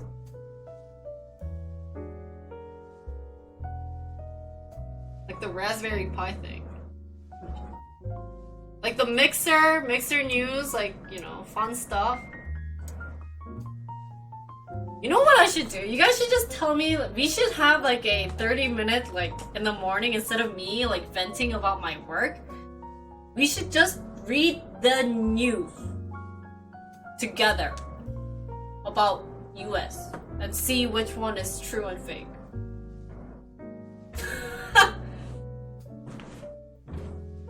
And then, you know, you guys can help me. Help me read the news.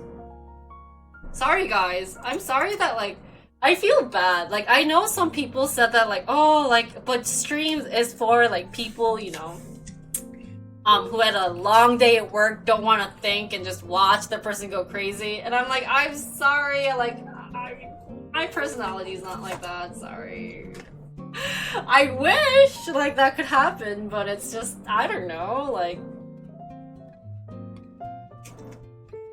So my stream's gonna be always serious, so I'm sorry if you have to go through, but I will incorporate K-pop stuff so that you guys are like not like, oh my god, this girl is talking about like politics and like she has no clue anything. So hopefully, right?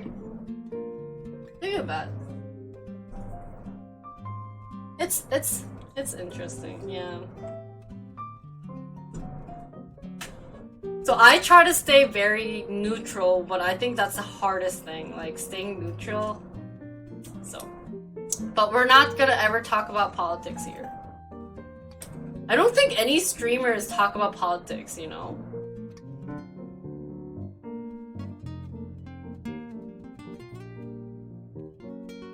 Yep.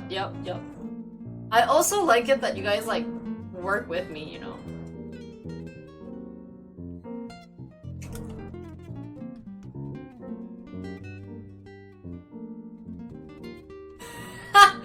Yay, you redeemed the K-pop dance! What do you want to dance?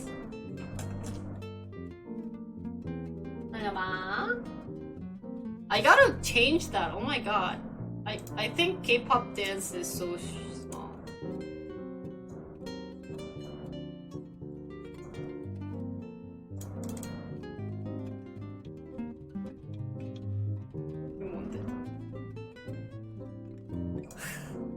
I love how you guys say, oh, like...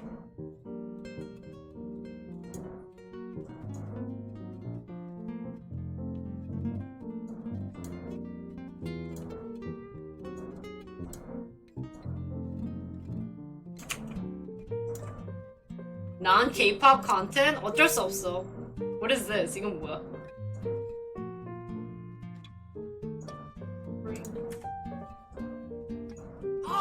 we watched this! Oh my god! 와, 이거 뭐야? Oops, sorry. Oh, we watched this! Oh my god!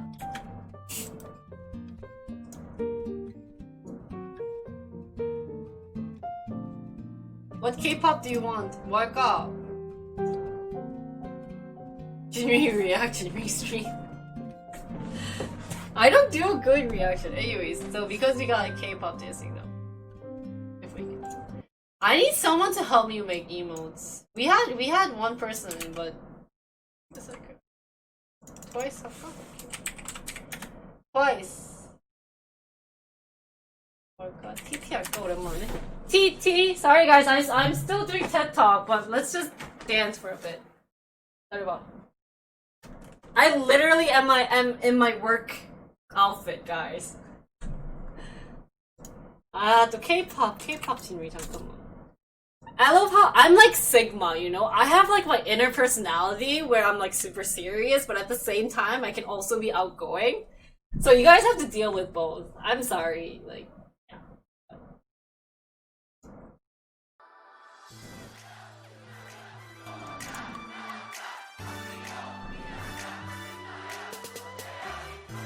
So it's like serious and like not serious. But I love how I have to do this in my work clothes.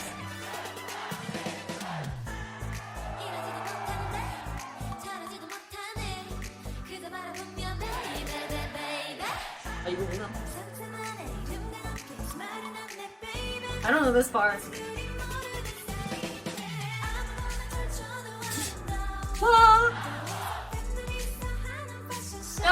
Show.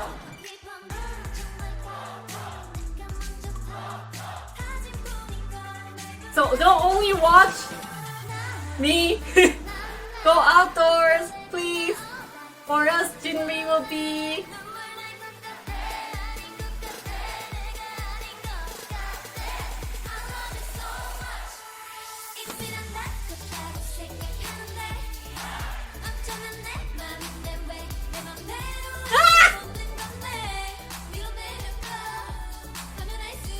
자꾸 여기 알아.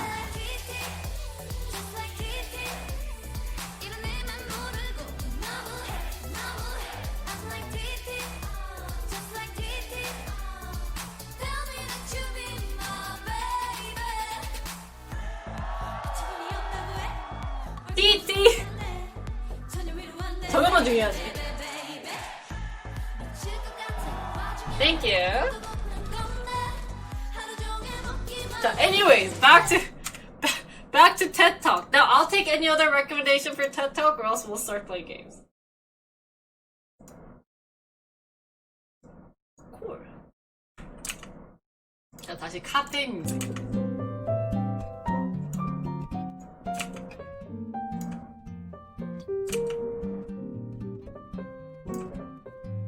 Too many things on me. Any other TED recommendation video? I would love to get some recommendation.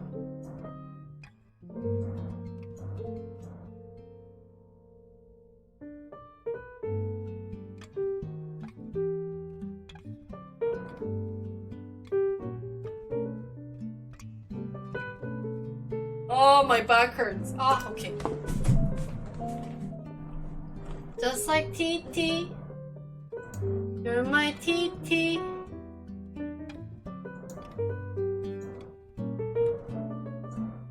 Nani? Is this called the TED video name? I was like, what are you saying?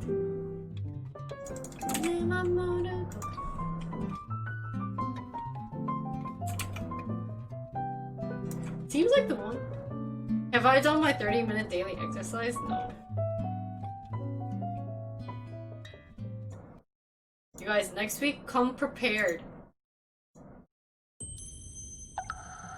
One is about sleep. 괜찮아. Wait.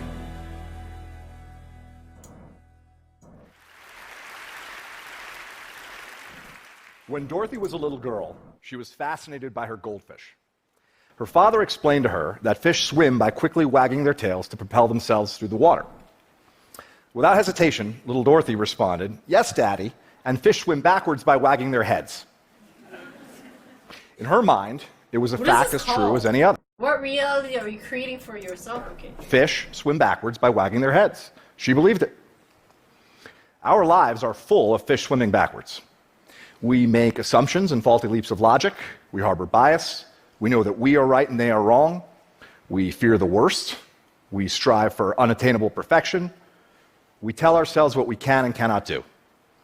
In our minds, fish swim by in reverse, frantically wagging their heads, and we don't even notice them. I'm going to tell you 5 facts about myself. One fact is not true. 1, I graduated from Harvard at 19 with an honors degree in mathematics. 2, I currently run a construction company in Orlando. 3, I starred on a television sitcom. 4, I lost my sight to a rare genetic eye disease.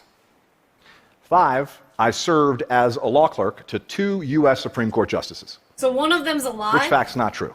5. Actually, they're all true. Yeah, they're all true. At this point, most people really only care about the television show.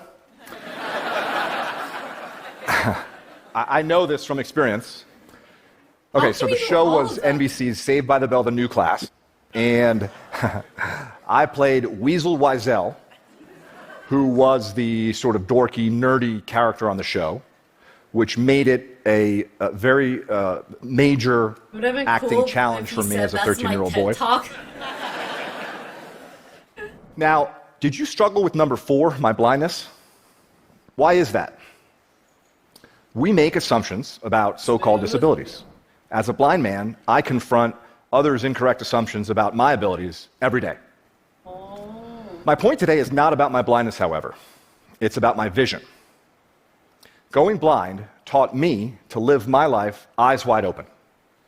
It taught me to spot those backward swimming fish that our minds create. Going blind casts them into focus. What does it feel like to see? It's immediate and passive. You open your eyes and there's the world.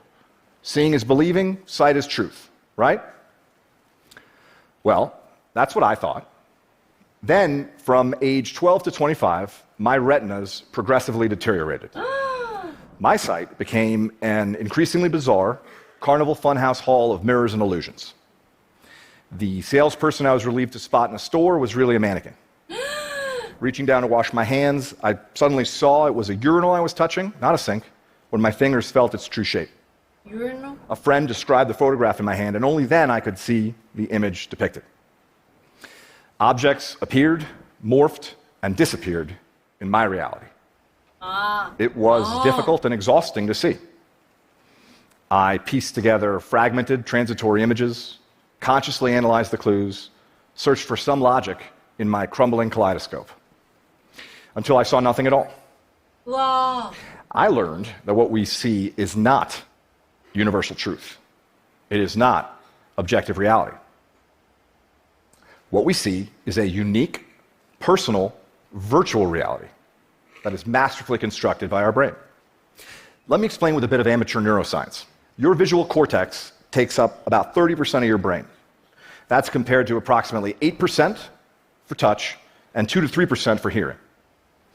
Every second, your eyes can send your visual cortex as many as 2 billion pieces of information. Side story, guys. Anytime anyone talks about like neuro stuff, my brain, it's so complicated, guys. All right, gotta put it up. The rest of your body can send your brain only an additional billion. So sight is 1/3 of your brain by volume and can claim about 2/3 of your brain's processing resources. It's no surprise then that the illusion of sight is so compelling. But make no mistake about it, sight is an illusion. Here's where it gets interesting.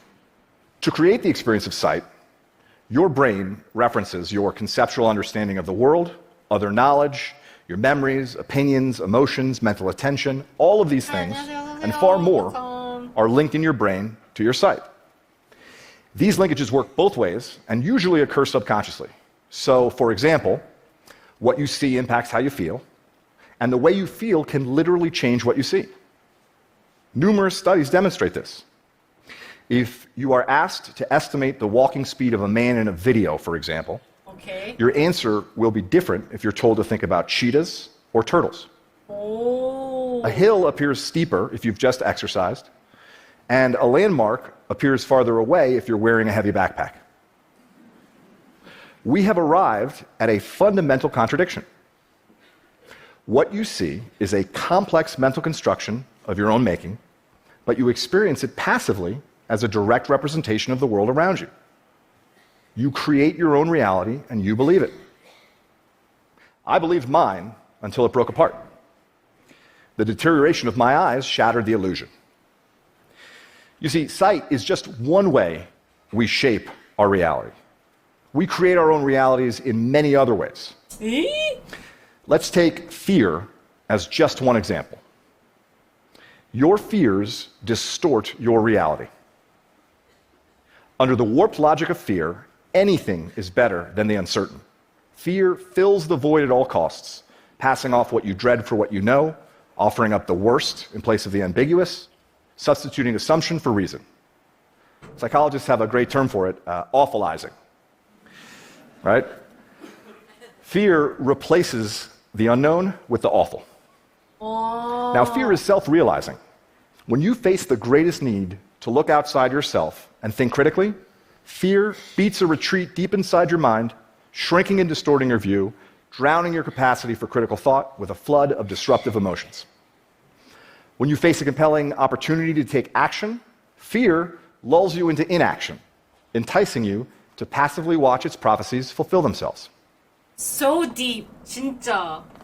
When I was diagnosed with my blinding disease, I knew blindness would ruin my life. Blindness was a death sentence for my independence. It was the end of achievement for me. Blindness meant I would live an unremarkable life, small and sad, and likely alone. I knew it. This was a fiction born of my fears, but I believed it. It was a lie, but it was my reality, just like those backward swimming fish in little Dorothy's mind. If I had not confronted the reality of my fear, I would have lived it. I am certain of that. So, how do you live your life eyes wide open? It is a learned discipline. It can be taught. It can be practiced. I'll summarize very briefly. Hold yourself accountable for every moment, every thought, every detail. It's a walking stick. See Hold it beyond up. your fears, recognize your assumptions, harness your internal strength, silence your internal critic, correct your misconceptions about luck and about success, accept your strengths and your weaknesses and understand the difference. Oh. Open your hearts to your bountiful blessings. Oh, really? Okay. Your fears, your critics, That's your what he heroes, did. your villains, they are your excuses, rationalizations, shortcuts, justifications, your surrender. They are fictions you perceive as reality. Choose to see through them, choose to let them go. You are the creator of your reality. With that empowerment comes complete responsibility. I chose to step out of fear's tunnel into terrain uncharted and undefined. I chose to build there a blessed life. Far from alone, I share my beautiful life with Dorothy, my beautiful wife, with our triplets, whom we call the Tripskis, Whoa. and with the latest addition to the family, sweet baby Clementine. What do you fear? What lies do you tell yourself? How do you embellish your truth and write your own fictions? What reality are you creating for yourself? In your career and personal life, in your relationships, and in your heart and soul, your backward swimming fish do you great harm. They exact a toll in missed opportunities and unrealized potential, and they engender insecurity and distrust where you seek fulfillment and connection. Oh. I urge you to search them out. Helen Keller said that the only thing worse than being blind is having sight but no vision. For me, going blind was a profound blessing. because blindness gave me vision. I hope you can see what I see. Thank you. 와.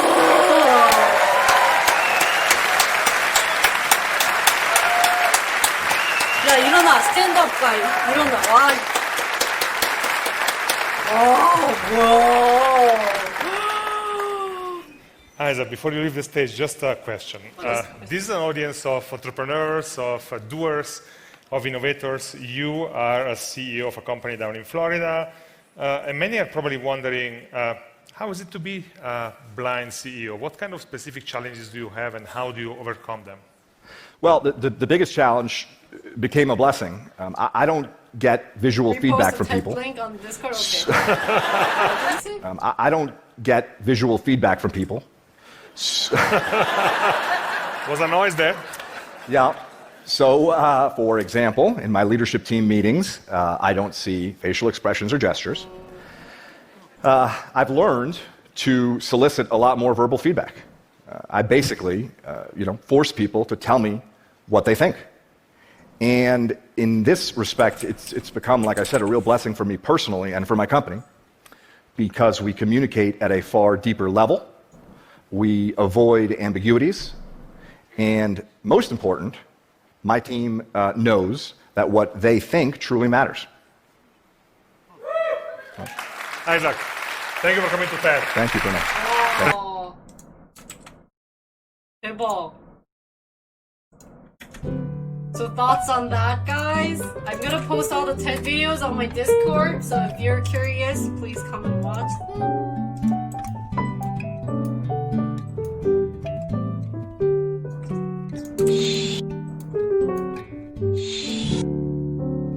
Wow, guys, 미안해. Do I have vision, guys? What do I fear the most? So let's talk about what I fear the most in stream term. My friends are calling me. Shoot. What do I fear the most? I have to. Shoot, I forgot that I have to call them. But anyways, quick finishing. I think I fear, in stream terms, not real life, because I'm a streamer, is that where am I going with the stream? I think that's like the biggest vision. Honestly, my honest opinion, of course I do care about my viewer counts. I do want a lot of people watching me. It does increase my amount of money that I receive. But at the same time, I think what I fear the most is when just I don't benefit anything from my stream.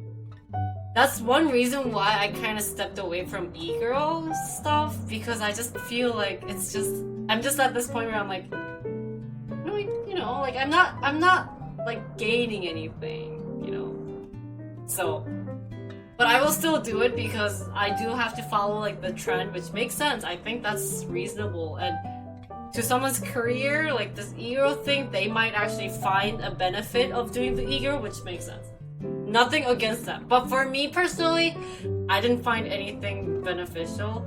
So I did lose a bunch of people, but I am finding at least benefits. I did move up a lot, so I think that's what I fear the most about streaming, is like not figuring out what exactly I want, or like not getting any benefits.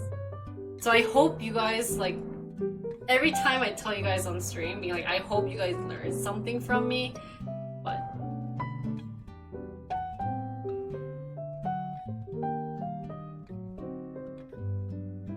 I think that streaming requires a lot of commitment. 그러니까 maybe you can harness the power of having multiple minds connected to you somehow. That's why I always like doing these talking, and a lot of smart people like you guys come, and I admire that. Not like, and some people just like to listen to me talk, or like just enjoy the conversation I'm having with the chat. So I think you can be successful without sacrificing anything. I don't think you need to compromise on that. It's just, 이건 뭔데? What is this?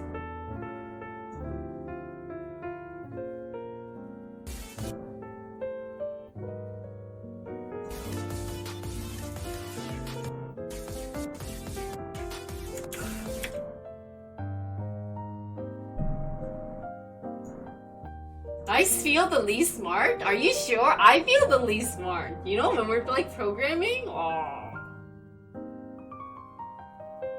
My goal is, I think someone recommended Devin Nash.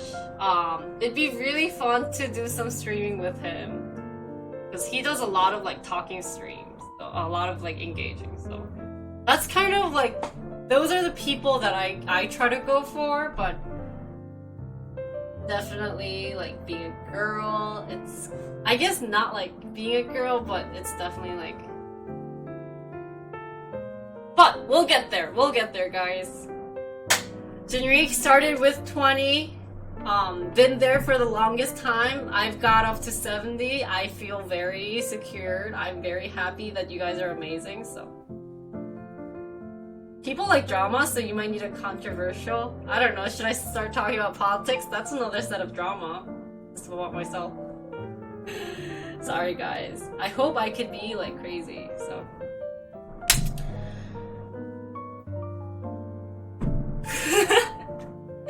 I don't know, what drama should I make?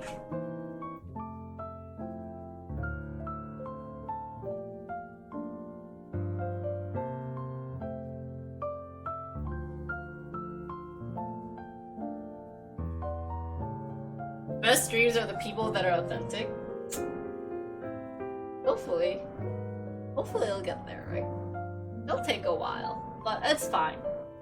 Baby steps are better than going really crazy and then just losing everything, so it's fine. If I ever complain too much about my viewer counts, and you'd be like, Jinri, just chill. Anyways, that's all I have for you guys. That was good.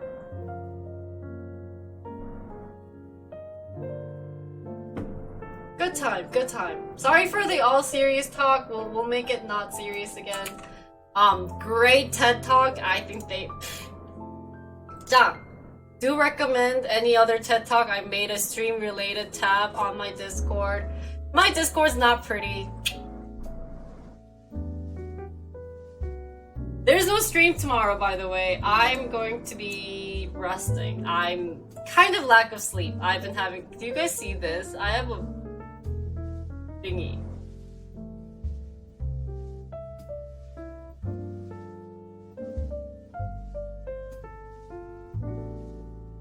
K-pop IRL drama? 그래.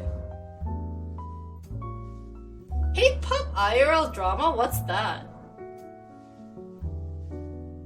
Just doing K-pop stuff? 그러니까.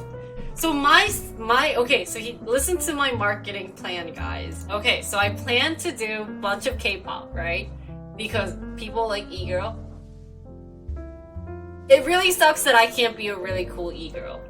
Just gotta put it out there, it's true. There's really good e-girl streamers out there. I admire them. I'm honestly, like, I can't do those. So they're... Yep, that's kind of what I'm hoping to do. So I'll get the numbers up reasonable. I'll try my best. Like, if I have to wear Oya clothes, probably won't do that because I just suck, guys. Sorry. But we'll try to do a bunch of e-girl stuff. And then like, and then be like, hey guys, surprise! I'm a very serious person. So. I can be analog? What do you mean I can be analog? Yeah, but I'll be like, sorry guys, you guys been tricked. I'm actually an IT person. I'm very nerdy, and I'm a super engineer. Yeah, we gotta put out the traps. Step 2 of our... No, but I think it's going great. You guys are being amazing. We'll see. So I would definitely have to talk to my Asian viewers and my Europe viewers. But it seems that like stream schedule, this does fit my at least stream schedule. I don't know how it's gonna be, but I'll try to even it out so that we'll have some in like the Asian European timing. So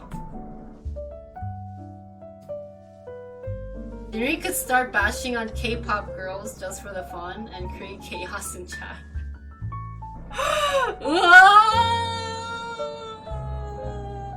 Oh, that's so scary!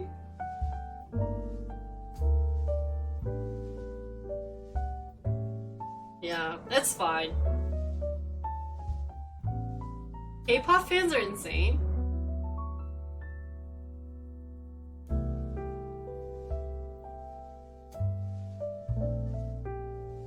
Oh.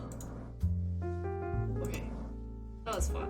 I don't know. I kind of wanna be like serious and stuff. Sorry guys. Sorry guys that you guys have to put up with a very serious person. But I hope that you guys don't get tired of me. But anyway. You've been watching chess? How are you in my stream? I guess I played chess yesterday. Getting used to it? But I try to make it serious fun, you know? That's my goal. Oh, I played chess yesterday. That's probably why. I only watch serious streams, 진짜? I think you should be yourself, 진짜. Isn't that all serious for me? Really? I really like adding like the K-pop stuff in between because people are just gonna be like, what is she doing? Like, I'm so confused. Like, you're literally like dancing, and then at one point you're like, I'm so serious. And then you're like, but I'm like an e-girl, right? Guys, this weekend, I might be able to stream Saturday. Why don't I try if my brother is not home? If he is home, it might be a little hard. But why don't I try to do my e-girl, like, gaming thing going on, you know? So we'll play Half-Life. And then, if someone donates me money, then I'll be like, we're playing game because you're gonna be my e-boyfriend, you know. I feel bad for Velvet 7. Is she the Ouya streamer?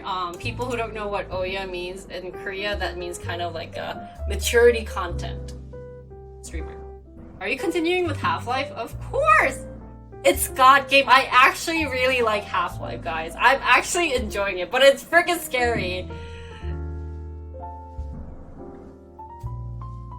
And like, you know, I don't think I can finish it, but we'll try, so. I feel like she's okay with, like, if she's confident in what she's doing and like, you know, she's not, you know, then I think it's fine. Like, for me, I wasn't feeling confident at all. Like, they kicked her off of Twitch? 진짜?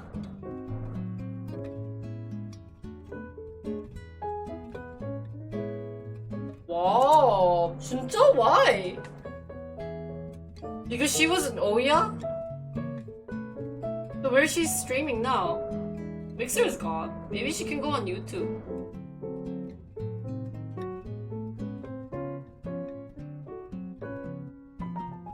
Oh, she's always on live stream fails for getting banned. 아, 진짜.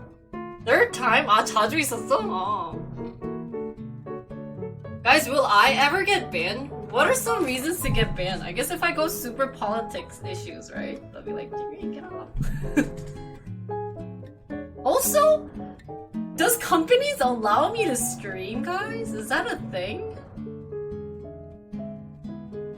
I'm kind of scared about that. I don't know. I've been putting it off as a hobby. You can get paid at your hobby, right? Like, for instance, when I played harp, I just got my money, and it wasn't a hobby, but it's a hobby.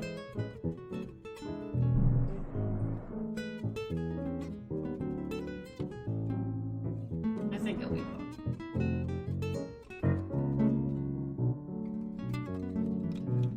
Yeah. Anyways,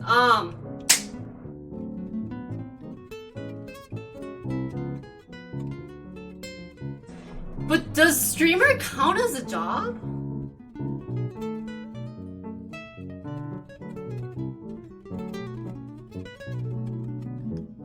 Tangent, how do you come to do dancing in harp? Oh, how did I come to... Oh, I just had talent in dancing. But...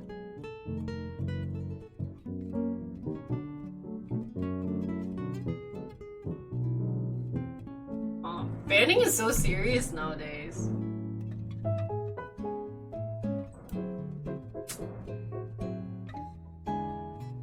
Harp, I just, you know, I don't know what happened to me.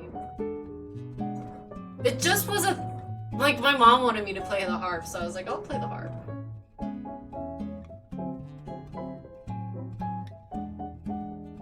Yeah, playing harp, it made me, like, that's a nice amount of money. Never seen. 그치? Okay guys, well today I'm just gonna end a little early. Sorry, I've only had like this whole week because I was so uptight about streaming and work. Work was actually more crazier than streaming. That I've been getting like 4 to 5 hours, and I think I'm at a point where I'm just like, okay, it's time to crash. So I'm going to play my end song and I'm gonna end early today. I'm so happy that I got to see my Taiwanese interns. You guys are awesome. Happy holidays. Go enjoy yourself out. But one day, like this weekend, I'll try to do a long stream. And then stream's gonna come out on Saturday, Sunday. And next week for my Taiwanese viewers, we're gonna try learning Mandarin on Discord. We're trying Discord. New thing, but anyways. Who should I send you guys off to? I'm taking recommendation. Thank you guys for coming. Oh, thank you, thank you. 초코보리? 초코보리 누구야? You guys know so many people. 세상 사람들 모두 정답을 알긴 할까 I've never seen her. 힘들이 윌락? 한 번에 일어날까 Yeah. Can we get a unison? 눈물이 보이기 싫어 의미 없이 I want a place where it's like not that many people know, like new set of people. 작게 열어둔 문틈 사이로 슬픔보다 더 큰 외로움이 다가와 더 나 수고했어 오늘도 아무도 너의 슬픔에 관심 없대도 Okay, I will send you guys off to 윌락.